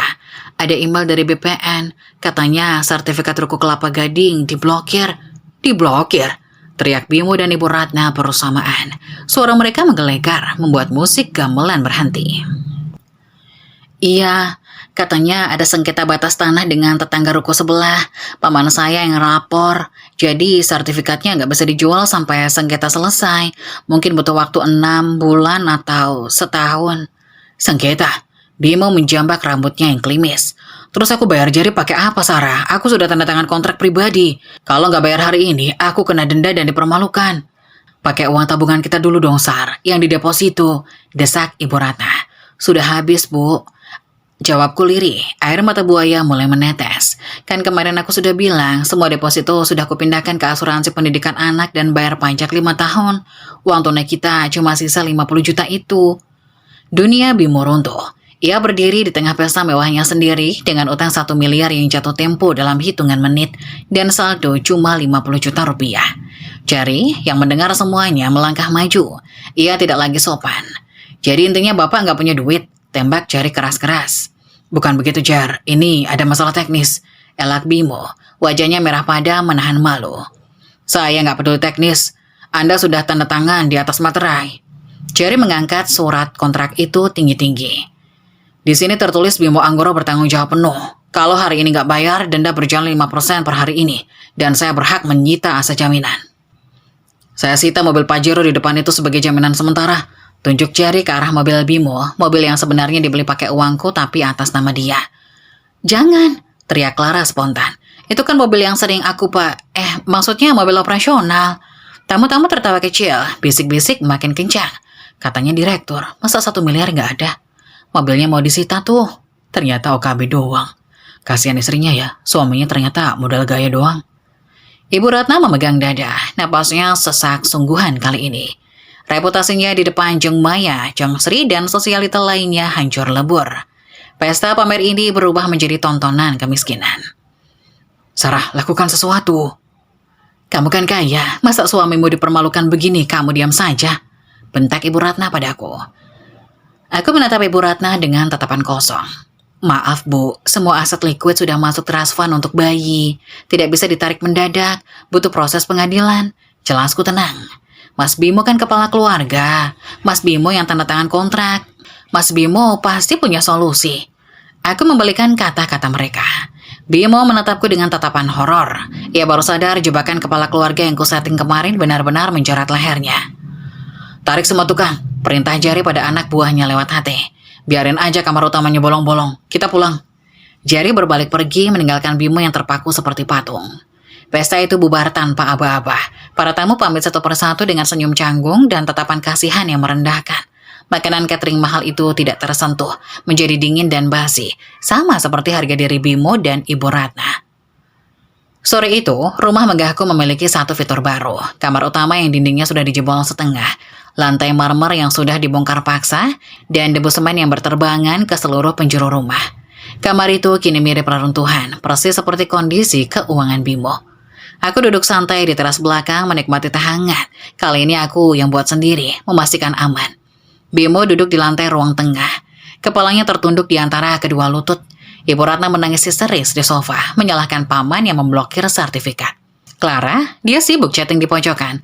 Mungkin mencari tebengan lain, karena mobil Pajero Bimo kuncinya sudah dibawa Jerry sebagai jaminan. Ini baru permulaan, Mas. Bisikku sambil menyesap teh. Selamat menikmati tidur di kamar bolong. Semoga angin malam bisa mendinginkan kepalamu yang penuh utang. Rasa sakit itu datang seperti gelombang pasang yang menghantam tebing karang. Tiba-tiba, tajam dan tak tertahankan. Pukul 2 dini hari, aku terbangun dengan napas tersengal. Kasurku basah, air ketuban pecah lebih awal, bercampur dengan sedikit darah. Mas Bimo, teriakku. Suaranya serak, menahan kontraksi yang langsung intens. Hening, tentu saja hening. Bimo tidak tidur di sampingku. Sejak pesta neraka kemarin siang dan kamar utama dibongkar paksa oleh Jerry, Bimo tidur di sofa ruang tengah yang berdebu semen. Sementara Ibu Ratna dan Clara menguasai kamar tamu satu-satunya yang layak. Aku menyeret tubuhku yang berat, menahan nyeri di perut dan punggung. Keluar kamar, lantai marmer terasa dingin di telapak kakiku yang bengkak. Bimo, bangun, bayinya mau lahir. Di ruang tengah yang remang-remang, Bimo terlompat bangun dari sofa. Wajahnya kusut, matanya merah karena kurang tidur dan stres memikirkan utang 1 miliar. Hah? Apa? Bimo tampak linglung. Sekarang, bukannya HPL-nya masih 2 minggu lagi? Ketubannya pecah bodoh, cepat siapkan mobil. Bentakku. Kontraksi kedua datang, membuatku mencengkram pegangan tangga hingga buku jariku memutih. Bimo berlari panik mencari kunci mobil, lalu ia berhenti mendadak, mematung di dekat pintu. Mobil, bisiknya horor. Pajero disita Jerry kemarin. Ah, benar. Aset kebanggaannya sudah ditarik paksa. Panggil taksi online, sekarang. Perintahku. Keributan itu membangunkan Ibu Ratna dan Clara. Mereka keluar dari kamar tamu dengan wajah bantal. Kenapa sih teriak-teriak malam buta begini? Norak, gerutu Ibu Ratna. Sarah mau lahiran, Bu, mobil nggak ada. Ya ampun, nyusahin aja. Pesan yang large, biar muat koper-koper. Perintah Ibu Ratna yang anehnya langsung sibuk menyuruh Clara mengemas barang-barang Ibu Ratna sendiri, bukan perlengkapan bayi. Mereka pikir ini liburan. 15 menit kemudian, sebuah mobil MPV taksi online yang apak dan berisik datang. Aku duduk di kursi tengah menahan sakit, sementara Bimo duduk di depan dengan sopir, sibuk memaki jalanan yang sepi. Ibu Ratna dan Clara duduk di belakang, mengeluh sempit. Rumah sakit mana, Pak? RSIA Grand Family, Pak, yang VVIP. Jawabku lemah tapi tegas. VVIP? Duit dari mana, Sar? Bisik Bimo panik, menoleh ke belakang. Rekeningku kosong melompong. Tenang Mas, asuransi cover semuanya. Kamu cukup bawa diri dan tanda tangan persetujuan operasi. Dustaku. Padahal aku sudah membayar deposit penuh kemarin siang menggunakan rekening trust fund. Perjalanan ke rumah sakit terasa seperti neraka, bukan karena kontraksi, tapi karena ocehan mereka. Aduh, nanti kalau cucuku lahir, ibu mau foto post di Instagram. Clara, kamu dandanin ibu ya, nanti di RS. Siap Tante, nanti kita bikin konten nenek gaul cucu Sultan, sahut Clara genit. Mereka membahas konten di saat aku bertaruh nyawa. Sesampainya di lobi rumah sakit, perawat langsung sigap membawa kursi roda. Aku dibawa masuk ke IGD. Suaminya tolong urus administrasi ya, seru perawat. Bimo berdiri canggung di meja resepsionis. Aku melihatnya dari jauh, wajahnya pucat saat petugas administrasi menyodorkan formulir. Ia takut ditagih uang muka. Sudah lunas Pak, tinggal tanda tangan persetujuan tindakan C-section darurat karena preeklamsia berat. Jelas petugas itu. Bahu Bimo turun lega, ia menandatangani kertas itu. Kertas yang menyelamatkan nyawa anak-anakku. Sekaligus kertas terakhir yang ia tandatangani sebagai suami sah di mataku. Operasi berjalan cepat dan steril. Di balik tirai hijau, aku merasakan dokter mengangkat beban dari rahimku. Satu tangisan, lalu dua. Selamat Ibu Sarah, sepasang putra dan putri. Sehat meski sedikit prematur, beratnya bagus. Kata dokter. Air mataku menetes, kali ini air mata murni. Selamat datang nak, kalian adalah pemilik sah kerajaan ini. Dan ibu berjanji tidak akan ada parasit yang menyentuh kalian. Setelah pemulihan singkat, aku dipindahkan ke kamar rawat inap Presidential Suite. Kamar ini lebih mewah dari hotel bintang 5. Dengan ruang tamu terpisah dan penjagaan ketat. Pukul 8 pagi, aku berbaring di ranjang elektrik. Masih lemas pasca bius. Bayi-bayiku ada di ruang NICU untuk observasi. Bimo, Ibu Ratna, dan Clara masuk ke kamar rawat inap dengan wajah ceria. Mereka melihat kemewahan kamar itu dengan mata berbinar. Wah, gila, kamarnya luas banget. Sofanya empuk, seru Clara, langsung menjatuhkan diri ke sofa kulit. Bagus, Sar, ini baru pantas buat cucu ibu, kata Ibu Ratna, meletakkan tasnya di meja makan pasien. Bimo, nanti kamu tidur di sini aja sama ibu, Sarah kan ada suster. Mereka sudah mulai mengapling wilayah. Mas, panggilku pelan. Bimo mendekat. Kenapa yang? Sakit. Bayi-bayi butuh baju ganti dan perlengkapan yang ada di lemari kamar bayi di rumah. Aku lupa bawa tas yang warna biru. Loh, bukannya sudah dibawa tadi? Itu tas bajuku. Tas bayi ketinggalan di kamar bayi. Tolong ambilkan ya Mas. Sama ibu juga, soalnya ibu yang tahu mana bedong yang bagus. Duh, repot amat harus pulang lagi. Kalau Ibu Ratna, suruh Clara aja naik taksi. Gak bisa Bu, kuncinya ada di Mas Bimo. Lagi pula, Clara mana ngerti bedong bayi. Tolong ya Bu, demi cucu. Ibu Ratna mendengus, tapi ego demi cucu Sultan membuatnya setuju. Ya sudah, ayo Mo, kita pulang sebentar. Clara, kamu di sini aja, jagain barang-barang. Clara ikut juga dong. Potongku cepat. Aku butuh dibelikan pembalut khusus di apotek dekat rumah yang biasa. Clara yang tahu mereknya. Ih, kok aku jadi suruhan sih? Protes Clara. Tolong dong Ra, aku gak bisa bangun. Nanti aku kasih bonus dari uang asuransi. Janjiku. Kata bonus dan uang selalu berhasil. Oke deh, yuk Mas, Tante, kita jalan. Mumpung jalanan sepi. Mereka bertiga keluar dari kamar rawat inap, meninggalkanku sendirian dalam keheningan yang damai. Begitu pintu tertutup, aku mengambil tablet yang kusembunyikan di bawah bantal. Aku membuka aplikasi pesan aman. Tujuan Pak Handoko dan tim keamanan Pak Yanto. Isi pesan kode black. Target keluar dari lokasi A, rumah sakit, menuju lokasi B, rumah. Eksekusi pengosongan sekarang. Balasan masuk dalam 10 detik. Siap Nyonya, tim bergerak. Kunci digital sudah direset. Barang-barang pribadi mereka sedang dikeluarkan ke trotoar. Aku membuka aplikasi CCTV dari tablet. Layar menampilkan rumahku yang sunyi. Tiba-tiba sebuah truk box berhenti di depan gerbang. 4 orang pria berseragam security, bukan satpam kompleks biasa, tapi tim pengamanan swasta sewaan Pak Handoko, turun dengan sigap. Mereka masuk ke dalam rumah menggunakan kode akses darurat yang kuberikan. Mereka bekerja cepat dan efisien tanpa emosi. Kamera ruang tamu. Mereka menyapu semua barang-barang Bimo yang berserakan di sofa. Laptop, baju kotor, sepatu, semuanya dimasukkan ke dalam kantong plastik sampah hitam besar. Kamera kamar tamu, koper-koper Ibu Ratna dan Clara yang belum sempat dibongkar, langsung diangkut keluar. Peralatan makeup Clara disapu bersih dari meja rias ke dalam kardus. Kamera dapur, tidak ada sisa makanan, bersih. Dalam waktu 45 menit, rumah itu steril dari jejak mereka. Barang-barang mereka kini menumpuk di trotoar luar pagar, di samping tong sampah besar, persis seperti tempat yang seharusnya bagi sampah masyarakat. Gerbang utama dikunci dan gembok rantai baru. Kode smart door lock pintu utama diubah, akses fingerprint Bimo dihapus dari sistem. Pukul 10 pagi, aku melihat notifikasi GPS di ponsel Bimo yang terhubung ke akun keluargaku. Mereka sudah mendekati komplek perumahan. Aku menatap layar CCTV gerbang depan dengan jantung berdebar kencang. Ini adalah momen yang kutunggu selama 9 bulan. Bukan kelahiran bayi saja, tapi kelahiran kebebasanku. Taksi online Bimo berhenti di depan gerbang. Bimo turun diikuti Ibu Ratna dan Clara. Mereka tampak bingung melihat tumpukan kantong plastik hitam dan koper-koper familiar di trotoar. Loh, itu kan koper ibu, seru Ibu Ratna menunjuk kopernya yang tergeletak miring. Bimo berjalan menuju gerbang, mencoba membuka gembok. Terkunci. Ia mencoba menekan kode di panel samping di pagar. Bip, akses ditolak.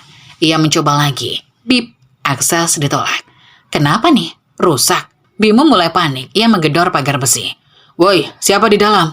Tiba-tiba Pak Yanto, kepala keamanan baru yang kekar dan berwajah garang, muncul dari pos satpam dalam. Ia tidak membukakan pintu. Ia hanya berdiri di balik jeruji besi memegang sebuah map. Maaf Pak Bimo, Anda dilarang masuk, kata Pak Yanto datar. Apa maksud lo? Ini rumah gue suaminya Sarah, bentak Bimo. Ralat Pak, ini rumah Nyonya Sarah Aditama, dan berdasarkan surat kuasa yang saya pegang, Pak Yanto mengangkat map itu. Anda, Ibu Ratna, dan Saudari Clara dilarang menginjakkan kaki di properti ini mulai detik ini. Gila, Sarah mana? Panggil Sarah, jerit Ibu Ratna histeris. Aku menekan tombol mikrofon di aplikasi CCTV tabletku. Suaraku akan terdengar melalui speaker intercom di gerbang depan. Halo mantan keluarga, suaraku menggema di sana. Jernih dan dingin memecah kepanikan mereka. Mereka bertiga tersentak, menoleh ke arah kamera CCTV di atas pilar pagar. Sarah, apa-apaan ini? Buka pintunya.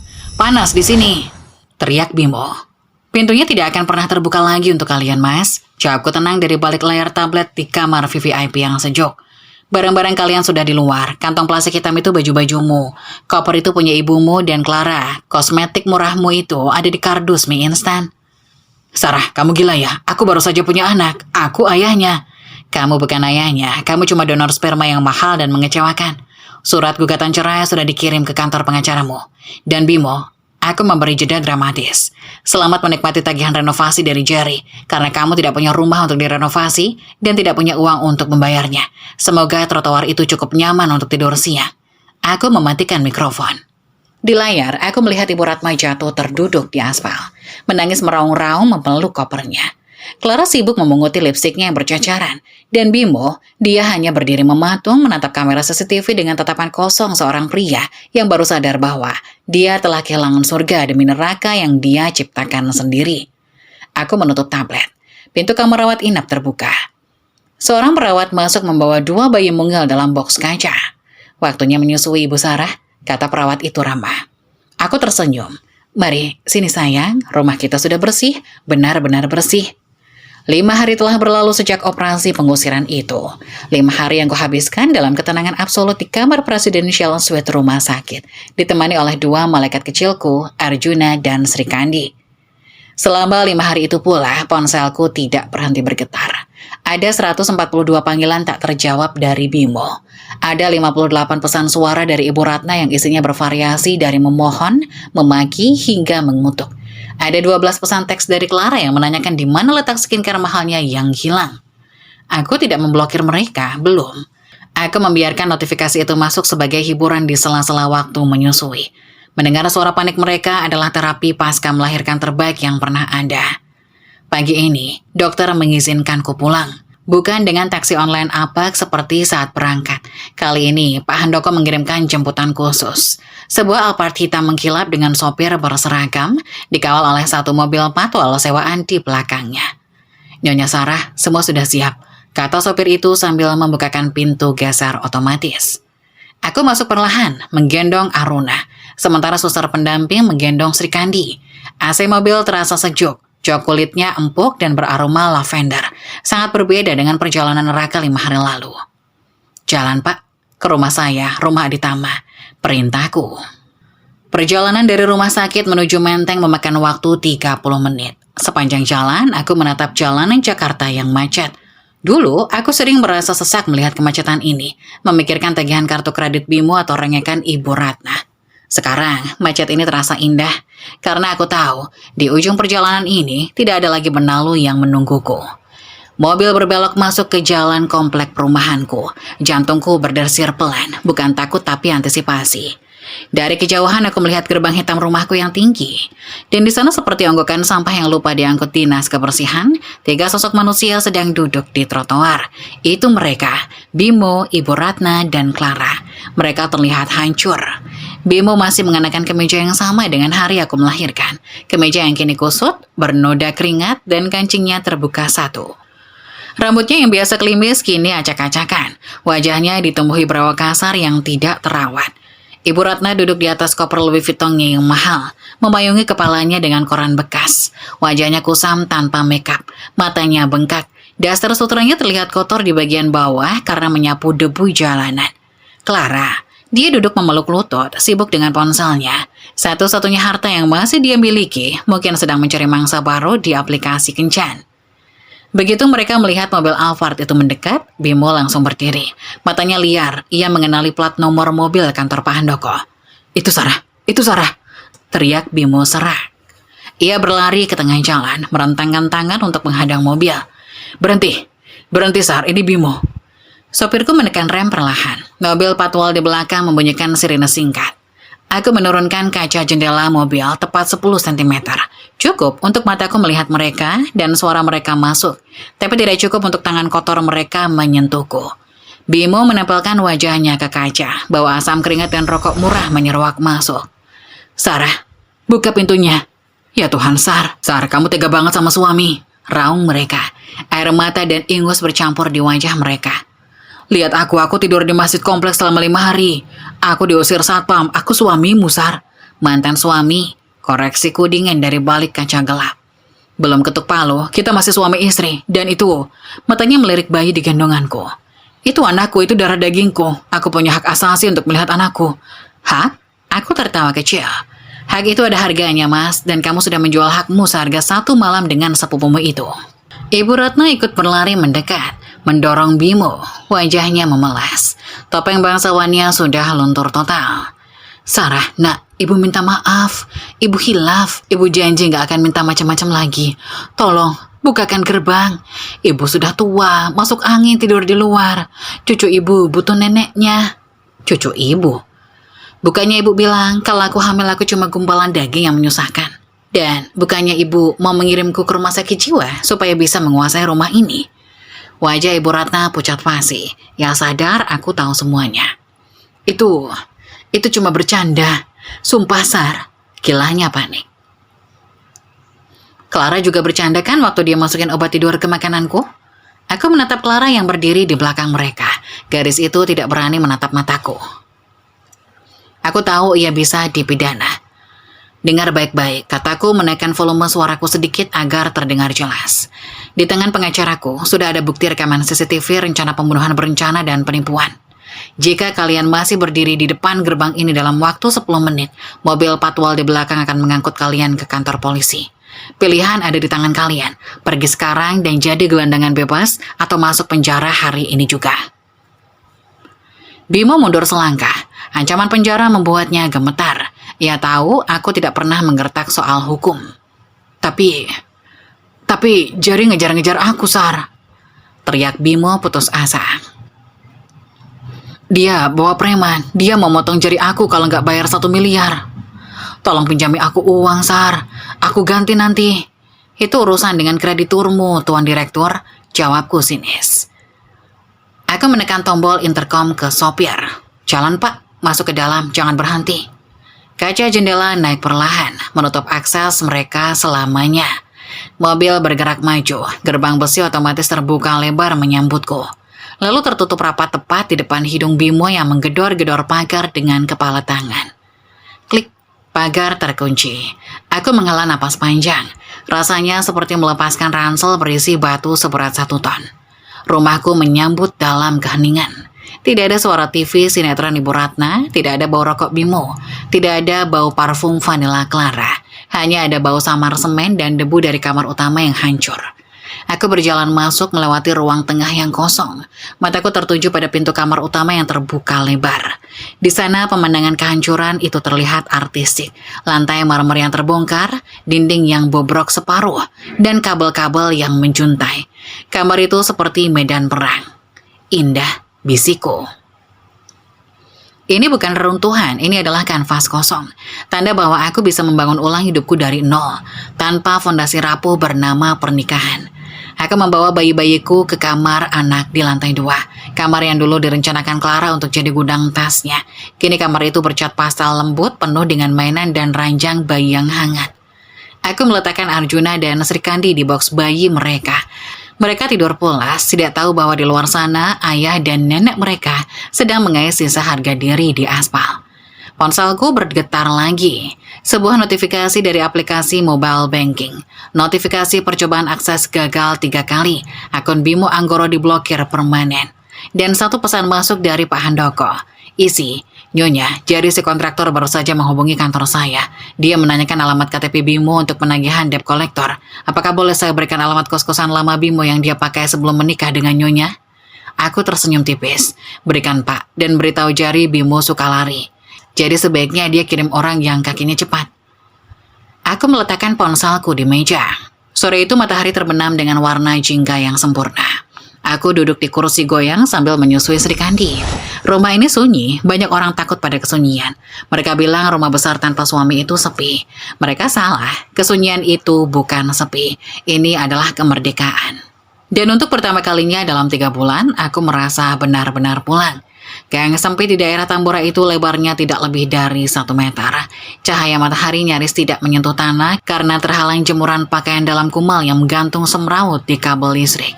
Udara di sana lembab berbau campuran selokan mampet, gorengan basi, dan keringat manusia. Di salah satu pintu kayu yang catnya sudah mengelupas terdengar suara teriakan histeris. Panas Bimo, nyalakan AC-nya. Ibu tidak bisa napas di sini. Itu suara Ibu Ratna, tapi tidak ada pelayan yang datang membawakan remote AC. Yang ada hanya suara kipas angin besi tua yang berputar dengan bunyi grek-grek-grek menyedihkan. Meniupkan angin panas yang justru membuat keringat semakin deras. Di dalam ruangan berukuran 3 kali 3 meter itu, ruangan yang luasnya bahkan tidak sampai 1/4 dari kamar mandi Sarah, 3 manusia yang dulu sombong kini berdesakan seperti sarden kaleng. Ibu Ratna duduk di atas kasur busa tipis yang diletakkan langsung di lantai semen. Daster sutra mahalnya kini kusut dan bernoda kuning di ketiak. Koper Louis Vuitton kebanggaannya teronggok di sudut ruangan, menjadi sarang kecoa karena isinya penuh remah biskuit. Clara duduk memeluk lutut di pojokan, wajahnya ditekuk masam. Ponselnya mati total karena tidak ada colokan listrik yang tersisa. Hanya ada 1 stop kontak yang dipakai bergantian untuk kipas angin dan magicom butut. Dan Bimo, sang direktur operasional itu, kini duduk bersila di depan pintu kamar mandi yang pintunya hanya berupa ember plastik pecah. Ia menghitung lembaran uang ribuan yang lecek di tangannya. Bu, tolong diam, desis Bimo frustasi. Listrik tokannya bunyi terus, kalau ibu teriak-teriak, tetangga sebelah bakal ngamuk lagi. Biarin ngamuk, seru Ibu Ratna. Dasar tetangga miskin, masa tadi pagi ibu mau mandi airnya mati. Terus si ibu-ibu gendut itu bilang, bayar dulu iuran airnya. Bu Haji palsu, kurang ajar kan, dia nggak tahu siapa saya. Mereka tahu Bu, sahut Clara sinis tanpa menoleh. Mereka tahu kita ini keluarga yang diusir Sarah karena nyolong duit. Satu gang ini udah tahu gosipnya, malu-maluin. Mulutmu ya. Ibu Ratna melempar bantal tipis ke arah Clara. Kamu juga parasit. Kalau kamu gak ngerayu anak saya, Sarah gak bakal sekejam ini. Kok aku? Tante yang nyuruh aku ngasih obat tidur ke Sarah. Tante yang bilang mau kuasai aset. Balas Clara tak mau kalah. "Cukup!" teriak Bimo membanting uang receh di tangannya ke lantai. Suara Bimo menggelegar di ruangan sempit itu membuat Ibu Ratna dan Clara terdiam. Untuk pertama kalinya Bimo terlihat menakutkan. Bukan karena wibawa, tapi karena keputusasaan. Matanya merah, kantung matanya hitam. "Kita cuma punya sisa uang 7.000 rupiah, kata Bimo dengan suara bergetar. "Cuma itu, token listrik tinggal 2 kWh, beras habis." Dan Bimo menelan ludah, tangannya gemetar memegang ponsel retaknya. Jari baru saja kirim pesan. Nama itu membuat atmosfer ruangan berubah menjadi horor. Jari bukan lagi desainer interior flamboyan yang lucu. Dia kini menjelma menjadi malaikat pencabut nyawa finansial. "Apa katanya?" tanya Ibu Ratna, suaranya menciut. Bimo membacakan pesan itu dengan nada datar, seolah nyawanya sudah separuh melayang. "Woi direktur maling, gue tahu lu ngumpet di Tambora. Anak buah gue udah ngelacak sinyal HP lo. Gue kasih waktu sampai jam 6 sore ini buat transfer minimal 50 juta buat bunga keterlambatan. Kalau enggak, gue datengin kontrakan lo. Gue seret lo ke kantor polisi atas pasal penipuan kontrak. Atau opsional, jari manis lo gue ambil sebagai DP." Ibu Ratna memegang lehernya seolah tercekik. Jari, ya Allah, Bimo kita harus lari. Lari kemana, Bu? Bimo tertawa histeris, tawa orang gila.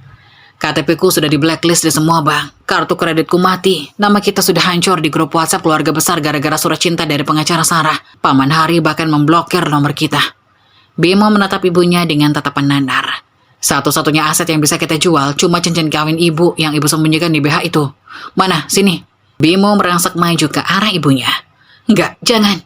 Ibu Ratna mendekap dadanya histeris. "Ini cincin dari bapakmu, ini satu-satunya kenangan. Kenangan gak bisa buat bayar preman, Bu." Bimo menarik paksa tangan ibunya. "Sini, atau ibu mau lihat anak ibu mati dipukuli orang." Terjadi pergulatan menyedihkan antara ibu dan anak. Ibu Ratna menjerit, mencakar lengan Bimo. Clara hanya menonton dengan tatapan kosong, seolah menyaksikan 2 tikus berebut sampah. Akhirnya, Bimo berhasil merampas cincin emas tua itu. Cincin 24 karat sebesar 5 gram. Nilainya mungkin sekitar 5 juta rupiah.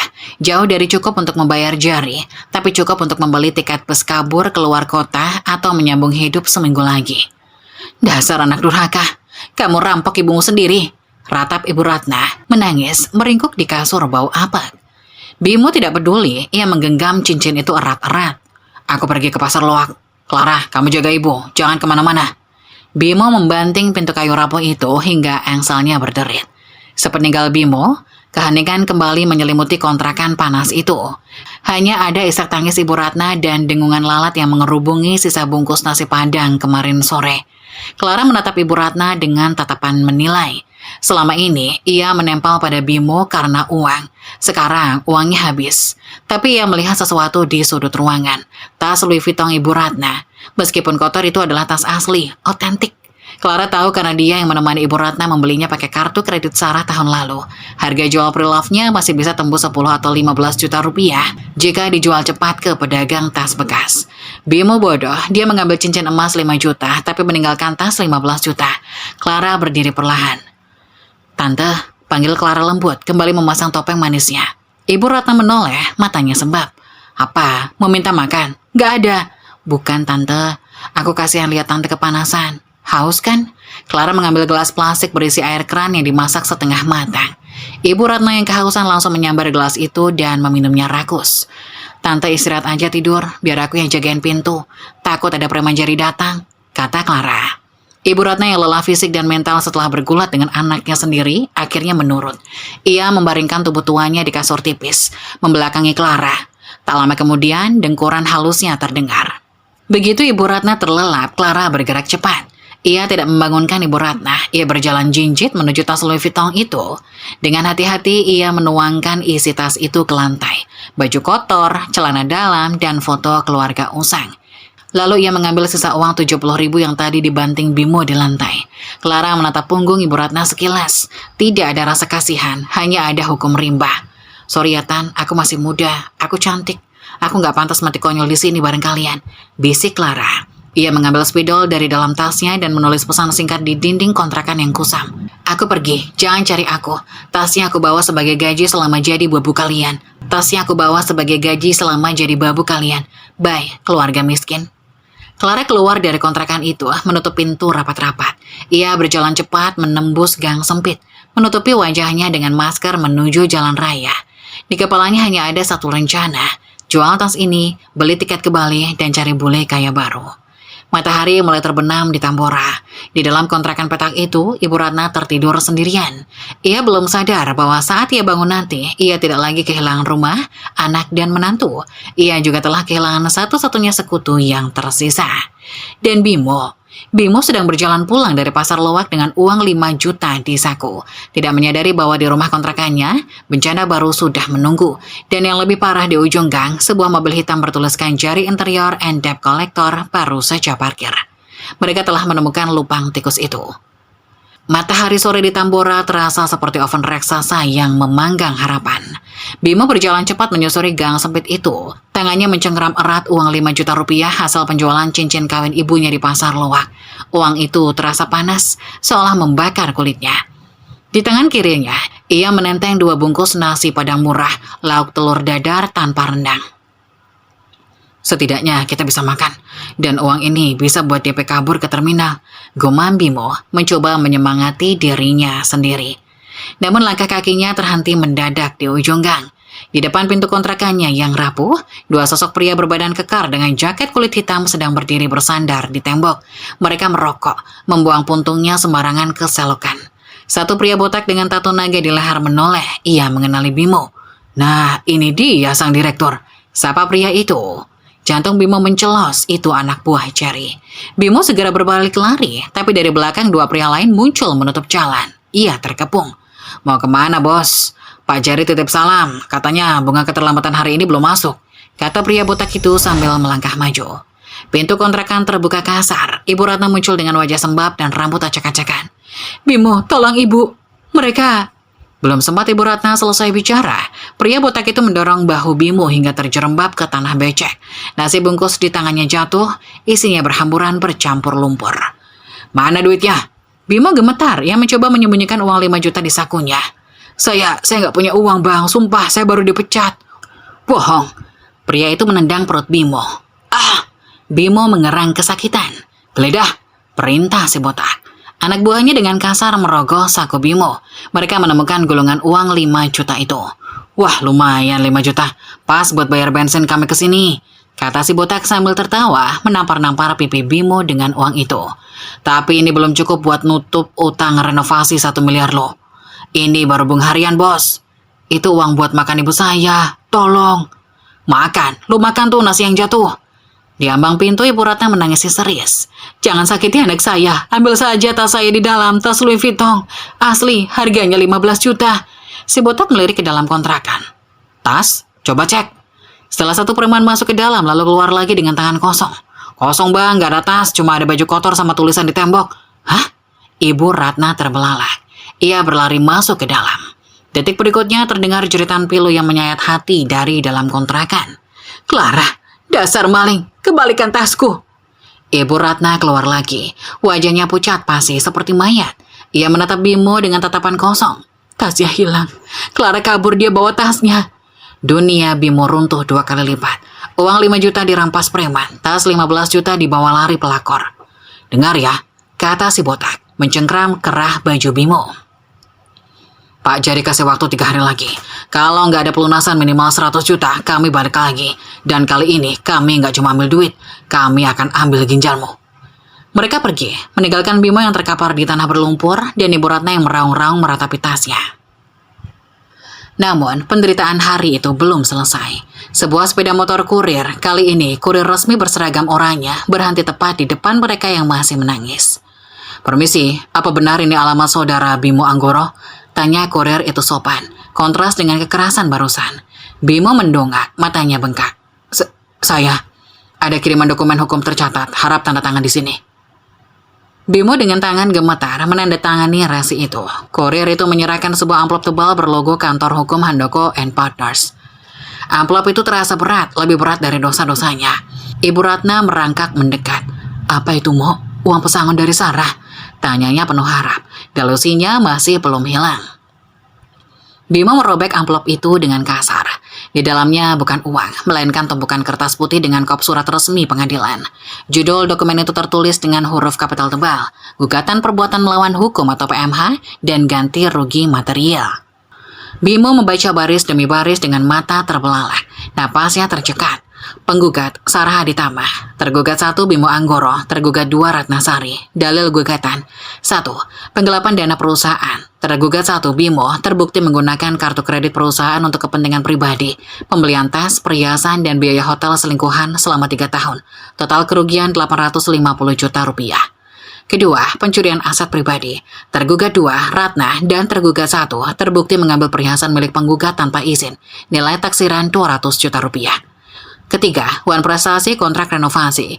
Tergugat 1 menandatangani kontrak renovasi atas nama pribadi yang membebankan kerugian pada properti penggugat, kerusakan struktur bangunan kamar utama, biaya perbaikan struktur 500 juta rupiah. Keempat, kerugian imaterial, tekanan psikologis yang menyebabkan komplikasi kehamilan preeklamsia dan ancaman keselamatan janin. Tuntutan ganti rugi 5 miliar rupiah. 5 miliar? Bisik Bimo, suaranya hilang ditelan angin sore. Di halaman terakhir, ada catatan tambahan yang ditulis tangan oleh pengacara. Sebuah pesan khusus. Klien kami, Nyonya Sarah, telah mengajukan permohonan sita jaminan atas segala aset yang mungkin Anda miliki di masa depan, termasuk gaji, warisan, dan undian berhadiah sampai utang ini lunas.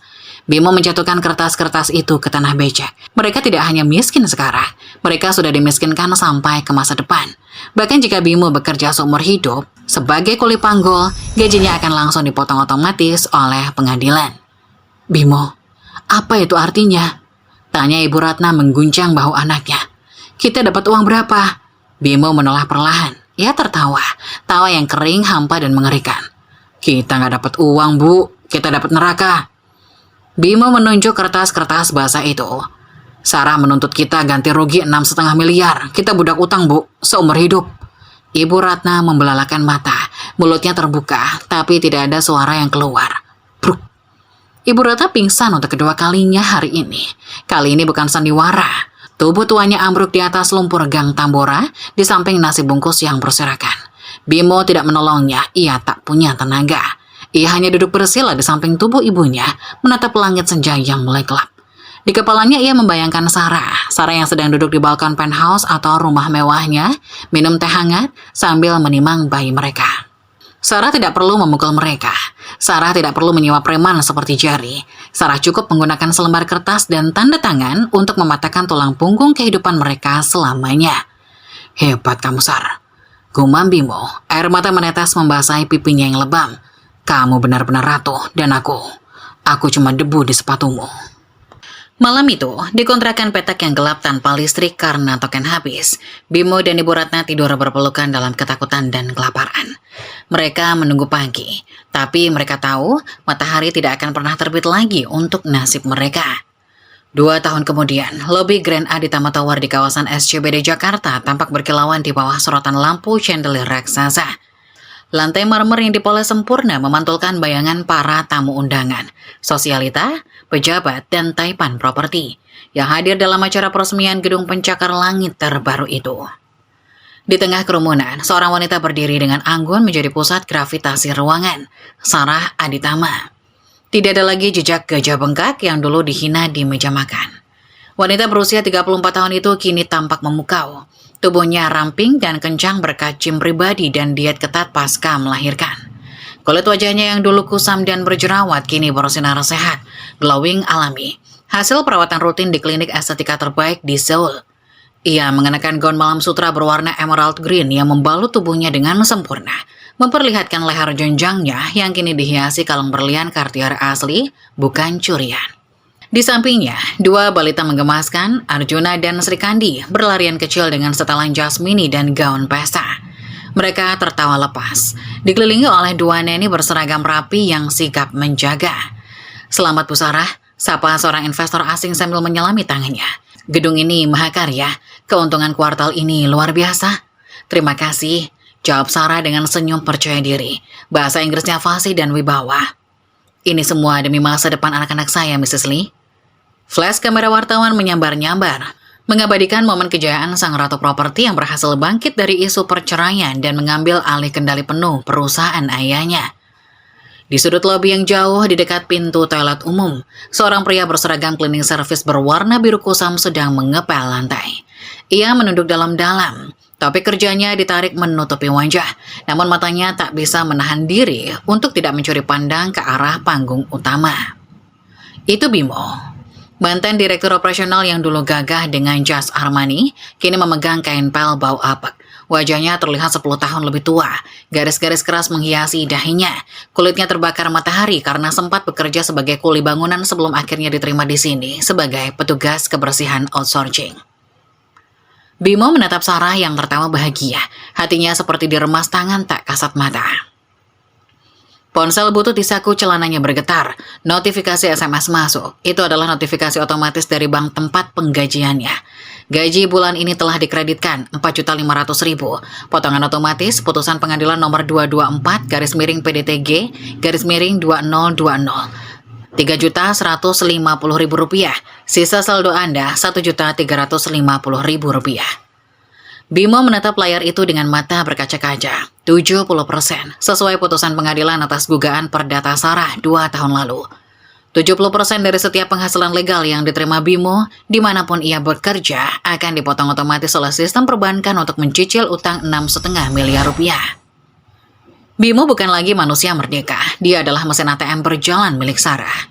Dia bekerja memeras keringat, membersihkan muntahan orang mabuk di toilet, mengepel lantai lobi, hanya untuk menyetor uang ke rekening mantan istrinya yang sudah kaya raya. Woi, bengong aja. Itu ada tumpahan kopi di meja 4, cepetan. Bentak pengawas cleaning service sambil menendang ember pel Bimo. Iya pak, siap. Jawab Bimo gagap, buru-buru menyeret embernya. Saat ia berjalan melintasi lobi, ia berpapasan dengan rombongan Sarah yang hendak menuju lift VVIP.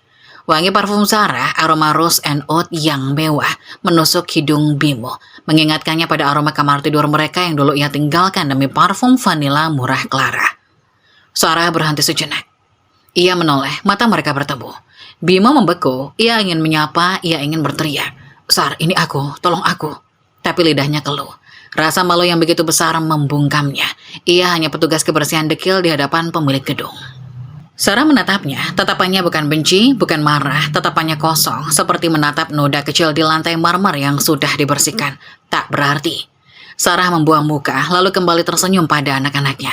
Ayo Juna, Kandi, kita pulang. Nenek Handoko sudah menunggu di rumah. Mereka masuk ke lift emas itu. Pintu tertutup, memisahkan dunia Bimo yang bau pel dengan dunia Sarah yang wangi surga. Malam itu, Bimo pulang ke sebuah petak kontrakan di pinggiran Jakarta Timur. Bukan lagi di Tambora, tapi di tempat yang lebih murah dan jauh, dekat tempat pembuangan sampah akhir. Ia membuka pintu triplek yang reot. Di dalamnya Ibu Ratna sedang duduk di kursi roda bekas yang rodanya sudah macet sebelah. Kondisinya mengenaskan. Setelah stroke ringan setahun lalu akibat dikejar debt kolektor jari, separuh tubuhnya lumpuh, mulutnya miring, bicaranya belo. Tidak ada lagi dasar sutra. Ia memakai kaos partai yang kedodoran. Ibu Ratna meracau, air liur menetes dari sudut bibirnya. Bimo meletakkan nasi bungkus, lagi-lagi cuma nasi dan kuah sayur di meja. Makan bu, kata Bimo lelah. Ibu Ratna terus menggumamkan nama Sarah. Dalam demensianya, ia masih menunggu menantunya pulang membawakan sop buntut. Ia masih merasa dirinya nyonya besar yang tinggal di menteng. Sarah nggak akan datang bu, bentak Bimo frustasi. Menyuapkan nasi itu dengan kasar ke mulut ibunya. Sarah sudah lupa sama kita, Sarah sudah menang. Ibu Ratna menangis, air mata membasahi pipinya yang keriput. Di dinding kontrakan itu tertempel sobekan koran lama yang sudah menguning, berita tentang Clara. Judulnya, Sindikat Penipuan Investasi Bodong Berkedok Arisan Sosialita Terbongkar. Pelaku utama CA 25 tahun, divonis 5 tahun penjara. Clara si sepupu palsu berakhir di balik jeruji besi setelah mencoba menipu istri pejabat di Bali.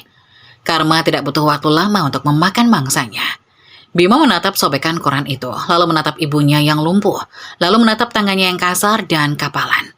Ia teringat momen di meja makan 2 tahun lalu, saat ia tertawa melihat ibunya melempar kain lap ke wajah Sarah. Saat itu ia merasa di atas angin. Sekarang ia sadar saat itu ia sedang menggali kuburannya sendiri.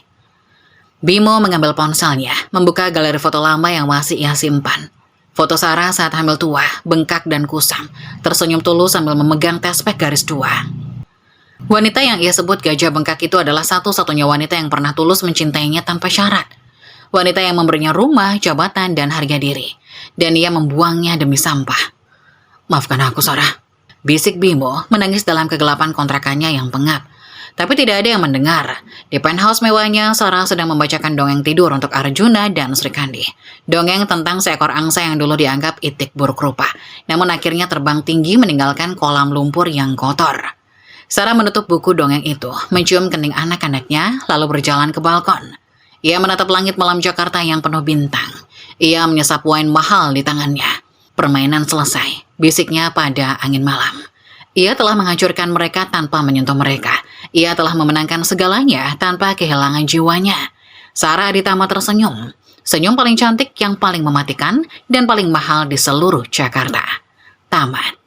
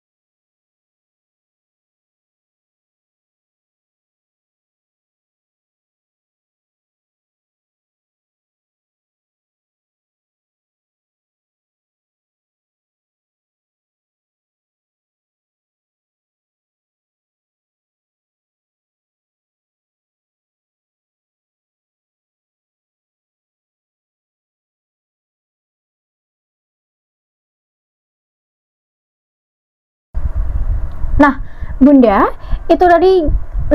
Bunda, itu tadi kisah Namira untuk hari ini. Benar-benar bikin dada sesak ya. Melihat seorang suami yang tega menghina perjuangan istrinya merawat anak dan malah membuang mereka demi mantan kekasih. Bagaimana nih menurut Bunda tentang balasan telak Namira yang langsung menarik hak patenya sampai suaminya hancur ditelan hutang tadi? Boleh banget bagikan pendapat Bunda di kolom komentar. Terima kasih banyak untuk Bunda dan semua yang sudah setia menemani Ratna dan menonton ceritanya sampai habis. Jangan lupa untuk tekan tombol like, subscribe, dan share video ini supaya Ratna makin semangat bikin video-video selanjutnya. Tetap jaga kesehatan, kebahagiaan, dan sampai jumpa lagi di cerita Ratna berikutnya. Wassalamualaikum warahmatullahi wabarakatuh.